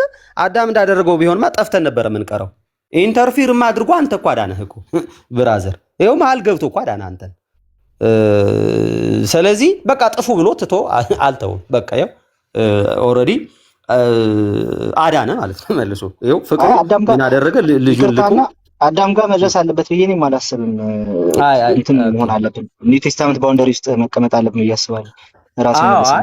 ትክክል። ዝም ብሎ ኮሜንቱ እንትን ስላለኝ ነውና ኤኒዌይስ ግን ቅድም ያነሳው ነበርና ወገኖች ይህንን ነገር ልናገርና እኔ ልጨርስ፣ ጊዜም ሰዎችም እያስጠበቅኩ ስለሆነ እና የቃሌም ሰዓት ሳይሄድ ከወንድሞች ጋር እንዲያወራ ዳኒም መጥቷል፣ ጆንም አለ። ጆንሁስ ወንድማችን እንግዲህ ምንድነው እግዚአብሔር እኔ አንድ በቃ በግልጽ መጽሐፍ ቅዱስ የተቀመጠው ነገር ልንገራችሁ። ቅድም ዋርኒንግ ቴክስቶችንም ብቻ አይደለም እግዚአብሔር በመቅጣትም ምን ያደርጋል? በቃ መሀል ላይ ይገባል፣ እኛ እንዳንጠፋ ማለት ነው። ልጆቹን ለምንድን ነው እግዚአብሔር የሚቀጣው ስንል እንዳይጠፉም ጭምር ነው። ባይዘው እግዚአብሔር እኮ እንዳይጠፉ ይቀጣቸዋል። ቅጣቱ አንዳንዴ እስከ ሞት ድረስ ሁሉ ሊደርስ ይችላል። እና ለምንድን ነው የማይተዋቸው? ለምን ይቀጣቸዋል? ልጆች የምንቀጣው በእኛ ኮንቴክስት ልጆች እንዳያበላሹ፣ ልጆች አበላሽተው በዛው እንዳይቀሩ፣ ወዳልሆነ ነገር እንዳይሄዱ ነው። በቃ የራሳቸው ጉዳይ ምናምን ብለን አይደለም እንተዋቸው፣ እንቀጣቸዋለን። ስለዚህ እግዚአብሔር ይቀጣል። እግዚአብሔር ለምንድን ነው የሚቀጣው ስንል ቅጣቱ በራሱ ልጆች ስለሆን ዲቃላ ስላልሆን እና እሱ ራሱ እግዚአብሔርን እኛን የሚጠብቅበት አንዱ መንገድ ነው። ስለዚህ በቀጥታ ምንድን ነው እያልን ያለ ነው? እግዚአብሔር ይጠብቃል፣ በቃሉ ይጠብቃል፣ በዋርኒንግ ቴክስቶች ይጠብቃል፣ በመቅጣት ይጠብቃል፣ በልዩ ልዩ መንገድ ይጠብቃል። በቃ አሁን እኔ ፋይናሊ ይሄን ነገር ተናግሬ ልጨርስ። እኔ እግዚአብሔር ስለሚጠብቀኝ እንጂ እኔ ጌታ ከመጣ እንሰየው ከጌታ ጋር እንሄዳለን። ካልመጣና እኔ ወደ ጌታ ሄድኩም መልካም ሄድኩኝ ወደ ጌታ ማለት ነው። እስከሚሄድበት ጊዜ ድረስ ግን በምንም አይነት ከፍታና ዝቅታ ባልፍ ልጠፋ እንደማልችልና እግዚአብሔር ሊጠብቀኝ እንደሚችል 100% እርግጠኛ ነኝ። ከምን ተነስቼ ነው እርግጠኛ የሆንኩት? ተናግሬያለሁ በተደጋጋሚ። መንፈስ ቅዱስ ያንን ስለሚያጸናልኝ ማለትም ስለሚመሰክርልኝ፣ የእግዚአብሔር ቃልም ያንን ስለሚመሰክርልኝ፣ የእግዚአብሔር ፍቅር ያንን ስለሚያሳየኝና እግዚአብሔር እኔን ሊጠብቀኝ እንደሚችል ያንን ኪዳንም ስላለኝ እኔ አሁን አዲሱ ኪዳን ቅድም ቃሌም ብሏል። በአዲሱ ኪዳን ስናወራ አዲሱ ኪዳን ኦልሬዲ ልክ እንደ ብሉይ ኪዳን እነሱ በኪዳን ያልጸኑም ከግብጽ ምድር አባቶቻቸውን ከግብጽ ምድር ልጆቻቸውን ይዤ እንዳወጣኋቸው እንደዛ አይነት ኪዳን አይደለም አሁን የምገባው። እነሱም አልጸኑም፣ እኔም ቸል አልኳቸው። በኪዳን ያልጸኑም ማለት አሁን እግዚአብሔር ቸል ያሉትን ኦልሬዲ እግዚአብሔር ላልጸኑት እነሱ ቸል ብሏቸዋል ስላልጸኑ። እኛ ጋር ግን መጽናት በኪዳኑ ካልጸናችሁ ቸል ይላችኋል አሁንም ወይም ትጠፋላችሁ የሚልን ነገር ከዚህ ጋር አምጥቼ ለማዛመድ ይቸግራለሁ። እንግዲህ የነቃሌ ሐሳብ አትሊስት ይሻላል ማለት ከስራ ጋርም ስለማያገናኙት ማለት ነው። ከስራ ጋራ ማለት ከኃጢአት ጋራ ከስራ ጋራ የሚያገናኙትን እውነት ለመናገር እሱ በጣም አስቸጋሪ ነው። ድህነትን ወደ ስራ ሁሉ ሊወስድ እንደሚችል ግልጽ ነው እና ዞሮ ግን እኔ ለራሴ የማወራው ምንድነው ለራሴ የማውራው ነገር ምንድነው? እንደማልጠፋ 100% እርግጠኛ ነኝ።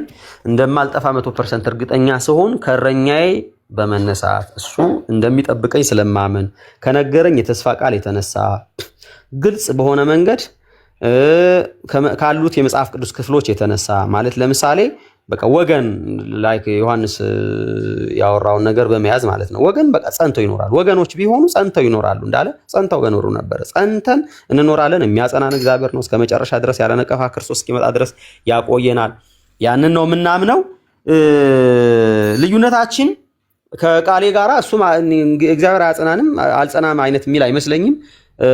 ግን ፖሲቢሊቲ አለ አይ ቲንክ የሚል በማለት በቃ ፖሲቢሊቲ አለ ከማለት አኳያ እንጂ እኔ ላልጸና እችላለሁ፣ ላልገባ እችላለሁ፣ ላልድን እችላለሁ፣ ልጠፋ እችላለሁ፣ ራሴን የሆነ ጊዜ አላቅም ሲኦል ውስጥ ላገኘው እችላለሁ ካልጠበቅኩት ደህንነቴ በዛ ደረጃ የሚል አይመስለኝም እኔ እውነት ለመናገር እና ይሄንን ነው ምለው። ቀጥሉ ሌሎቻችሁ። ጆን ሃወይ ሰላም ንዓኻ ይኹን። ከመውጣቴ በፊት ሰላም ጆን ወንድሜ ሙሌ ሰላም ሰላም ሰላም ቤቲ ሙሌ ብሬክስ ማራናታ ግሬስ መጽሐፍ ቅዱስ ዳኒ ሰላም ሰላም ጊዜ ታሊካ ምስ ቃል ይቀጽል ጆን ሃወይ እሺ እሺ ቃሌ ብሩክ ሃዊ ስለዚህ ምሱ ዲስከስ ግቦሩ ከክላሲካል አርሜኒያ ነው good ማይሰራን ግን ሙሌ እዚህ አይቻልም። እሺ በጉባኤ ልሳን ትናገሩ አልተባለ ግን ሰምቻለሁ እሰማለሁና ሰምቻቸዋለሁ። አማርኛ ይመስላል። ቃሌ ይቀጥሉ። እሺ ጆናስ ሰላም ብያለሁ። ወይ ዛሬ ነው ያየው። ሰላም ብያለሁ። ሰላም ሰላም ቃሌ ሰላም